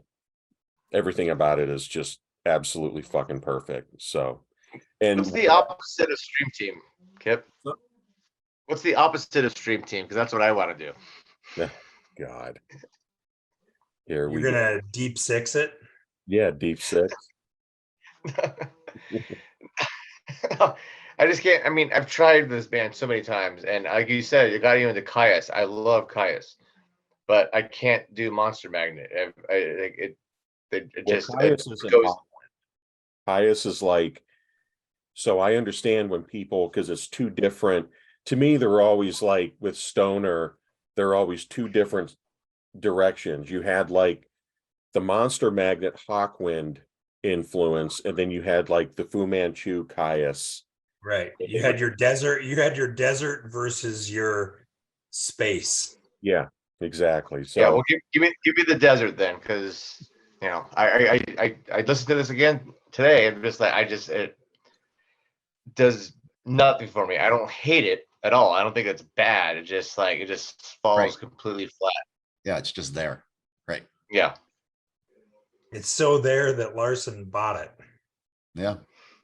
Yeah. I don't know. You know, when we do these, when we take an idea for these episodes, you know, usually from about 9 to 11, I'm kind of on the computer doing my problems for my math classes, getting the lesson plans ready. And then I don't know what it was, but I forgot which song it was, but it clicked. And in the mail today, I just opened it up like a half hour before we started when I got home. Yeah, it's I like it. It's not Caius or Fu Manchu, no, but it's pretty cool. I no. kind of dug it. And they actually, well, Dave was in, oh my God, Shrapnel. I think it was the punk band he was in. And I know Dale, our buddy Dale, would know way more. He knows way more about that stuff.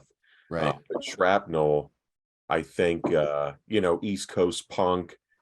And Dave was the lead vocalist.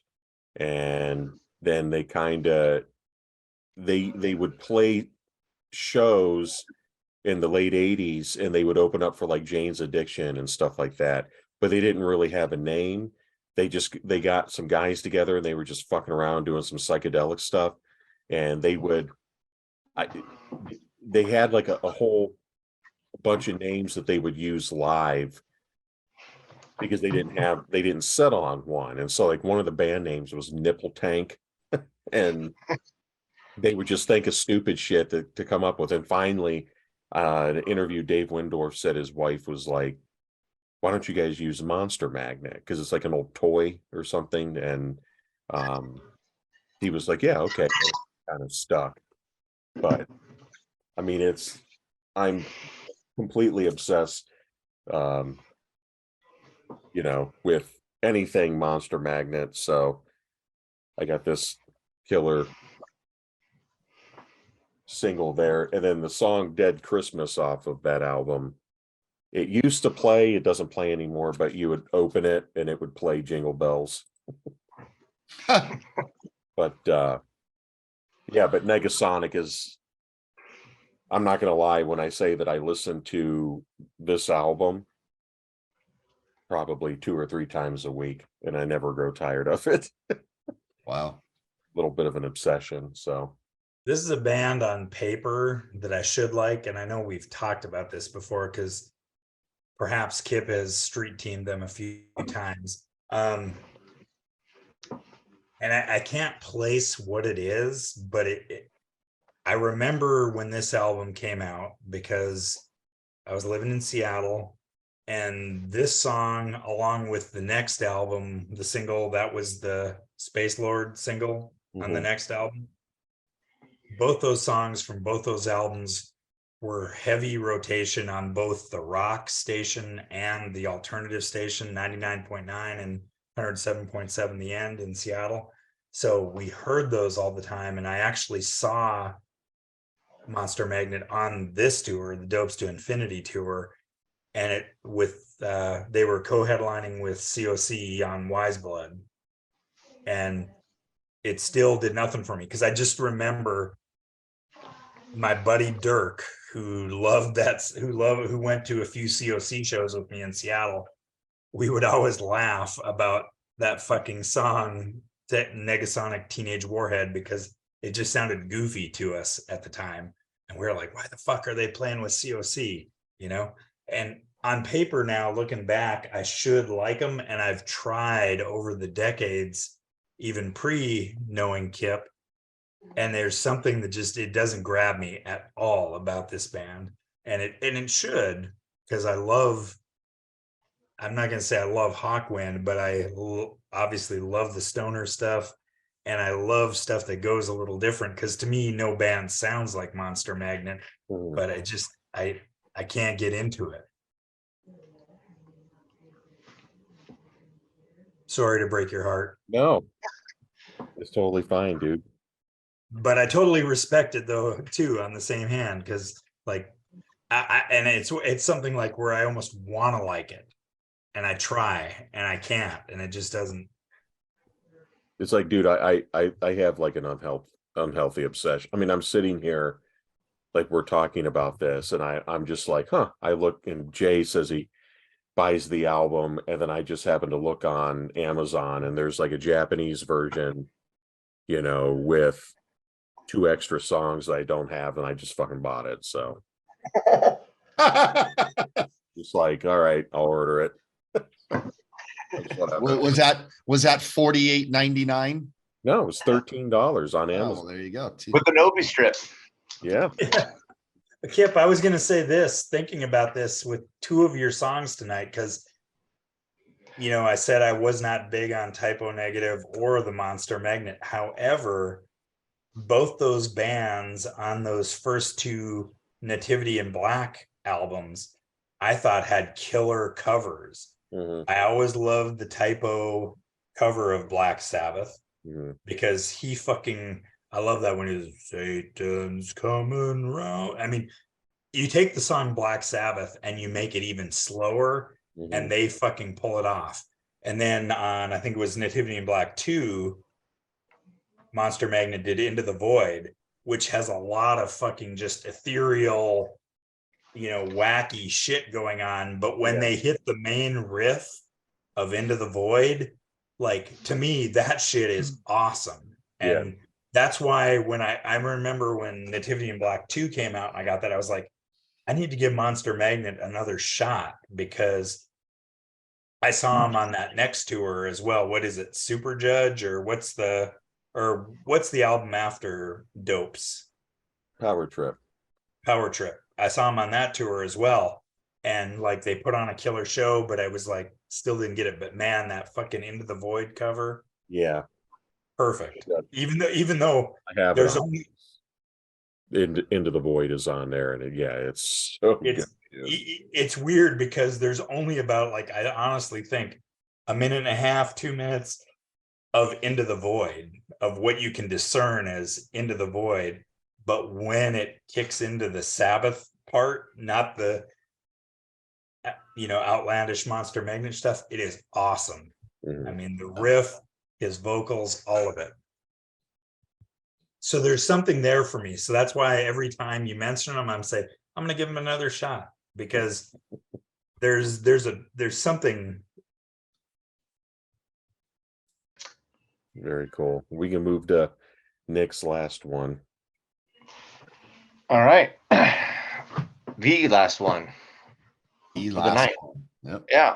So similar to Jason, this is my first folk metal experience. This is right when the album came out in 2004. I was on a different board called the Metal Coven. And there was a guy that was like really into folk metal. And this was like 2004, before the genre became stupid and oversaturated and a parody of itself.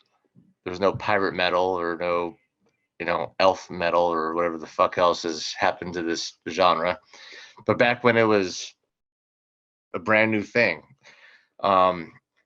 So this is actually the last song on the album, track 10. And the first 9 songs I liked, but this last one is like an actual traditional Russian folk song. That's what I was gonna ask. Is this like a legit Russian song? Not Yeah, it's an actual legit Russian song. This is off of Arkona's second album, Lepta. It's called Oi Toy Vecher. And like the first, I love the whole album. But when this one came on, like, it was an actual folk song set to heavy metal. That's the first time I ever heard that. And it was really important to me. I mean, at that time I was minoring in Russian at Portland State University. My mom is full-blooded Russian. My great grandparents left Russia right before the czars were done, right before the Bolshevik Revolution, and then moved to Mexico. My grandmother was born in Mexico, speaking Russian, moved to the United States, met my grandfather, and had my mom.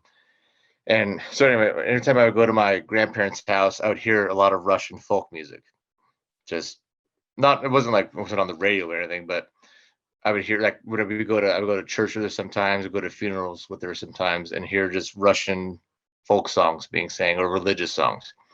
And then that last song, even though the whole rest of the album's in Russian, when Oj to ne večer came on with the Balalaika and Masha singing in Russian, and it's just this beautiful Russian hymn, and then the metal kicks in, similar to Rhapsody, just this blend of things. I became a huge folk metal fan at that point. And I started buying anything that said anything folk metal.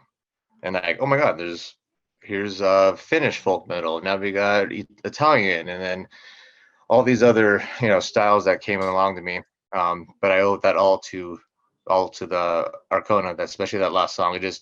I get chills every time I listen to it. It gives me chills because I feel like I'm 10 years old again, listening to Russian folk songs at my grandmother's church and everything else.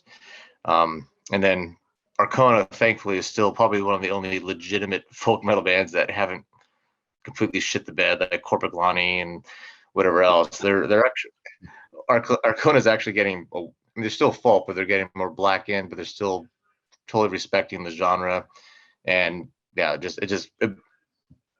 I couldn't stop obsessing of that song. There's another song, when I heard it the next day, I just woke up and went straight to track 10, and then just straight to track 10 over and over and over again, because that was what I needed. It was just so good to hear something that just felt like home, even though I'm not from Russia, obviously, but hearing that and then mixed in with the metal shit. Very No, I cool. thought it was awesome. I thought it, because I only have, what is it, Crom? The last, maybe is Yeah, that the latest last one? The latest Yeah, one that's from about 3 years ago. But searching this out, I was like, holy shit, this is like, that's why I had the question, because I was like, it sounded like a traditional song. Like I didn't know if it was an original or something not. Something I thought was funny was I couldn't find this on my streaming services, so I had to find it on YouTube. And wherever I found it, there was only one comment on it, and the person said, "Love this, so folkish." It was like, oh yeah, really? Yeah, of course, obviously. But I thought it was cool, Yeah, I have a buddy that's like obsessed with these guys, and just thinks that Masha is just amazing. And she also does. This song was great. I think she's got great vocals too. So Yeah. I mean, the song is a repetitive 16 bars of the same melody over and over. It's not their most exciting song or anything, or their best song, but the fact that, I heard, and the way she sings is actually legitimate, like old school, like 1800s Russian. The way she uses the throat singing, not like Mongolian throat, but the way she can use her voice to have that specific sound just blows my mind. And Masha, the other reason why I love this band is she's hot as fuck, but she also writes 95% of the songs. Like, it's her band. Like, she writes, I think her husband is a guitar player, and he's co-written 5 songs off of their 8 albums. Like, she writes the songs. She's not just some hot chick up there singing. no, this is very cool. Would you say this is one of the main things that got you into a lot of stuff that sounds like this then? Yeah, 100%. That's what I just started. I know Skyclad was earlier, but Arcona is one of the first folk metal bands for sure. And then that's when I started getting all of the fucking obscure foreign language shit that you guys all love me for now. There you go. No, and I like what you said about how the scene is just kind of like oversaturated and kind of bad now, and there's only a few bands that'll stick out, because that to me, that's how stoner is. So that's how every genre is. Yeah, it can be like You get that. a few stalwarts and then a few occasional gems, but everything else is just like can't Yeah. do it. Yeah, no one is rowing the boat at an Arcona show, thankfully. What do they do at an Arcona show? Just fucking headbang. Very cool. I know they played a didn't they, it was some like pagan fest tour or something. Yeah. I can't remember. I think they came to Cleveland, but I didn't go to that. But who else was that? Corp Cloney that was on that, I think. Corporate colony, maybe Primordial, which still would have been right up your alley. I think there was a couple of pagan fests, and I went to all of them. I can't remember who was on what, but they came through. I've seen them like 3 times now. I even brought my wife, and she was just like Arcona. She was like, we'll be cooking dinner, and she's like, what do you want to listen to? I'm like, I don't know. So she's like, hey Alexa, play Arcona, because she loves them. Because Masha is such a great front woman. She's like 5'2" and comes out just beating the shit out of this drum and then headbanging and growling. And then she has this beautiful, beautiful voice at the same time. Awesome. Well, I think we can call this one a wrap. Another good one. Be back soon with another one here. Definitely. I got one going tomorrow night with Joe. It's going to be our kind of 1999 retrospective. I think we're just going to keep hitting certain years of metal. But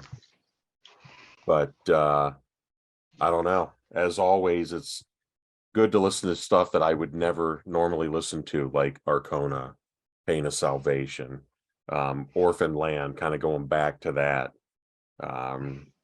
So I'm definitely gonna check out October Rust. But I'm actually gonna check out Doomsday for the something or other. Doomsday for the Deceiver. Deceiver. I think There I you need, go. yeah, and probably need to listen to that whole album by Arcona. What year did it come out, Nick? That was 04, but that's not their best album. The following album is my favorite. No, now that you've given Which that, is the following album? Voslavu Verkilim. I'm trying to think off the top of my head. Voslavu Verkilim. That's what it is. That's my favorite by them. no, now that you gave the story about your family lineage there. No, I think I'll stick to that 04 album. Yeah, you should. That was cool. excellent. Thank you for that story. Yeah. Yeah, it's Always awesome. cool to hear how everybody kind of gets into certain things that, I know people ask me how do you get into all this shit? And I'm like, honestly, when I think about it, it starts with just like a few bands and songs, and then it just kind of, it's like a ripple effect. You hear one thing and then it just kind of hear another, and just kind of go from there. So this is a really cool, it was a cool idea. I think it was Nick's idea. It was Nick's. Yeah. Next. So Very nice. And my next idea is everyone's top 10 Manowar song. So that'll be our next episode. oh man. Let's see. Hail to England. No, not even in the top 10. What's that? Not even in the top 10. Mm. No, I don't know. Bridge of Enemies, is that, or Bridge of Death? No, Bridge of Death. Bridge of Death. No, it's gonna be Blood of My Enemies. no, yeah, it's gonna be either Mountains or Battle Hymns. That's gonna be top 2. No, hold on, Pat. You got to save it for the next episode. Like, don't spoil it. Grandfather, who were Tell those? me a story. Who were those men? They were the Metal Kings. We should do that. Some of the corniest spoken word intros. Well, most of it would be by Rhapsody and Manowar. So, And that resurrection that Yeah. I got it on it's on my list for this month. Yeah, I got it. but Where would we be? To let our minds wander. But thanks guys yet again. It's another fun time. So until then. Absolutely. adios. Later. Ciao, baby.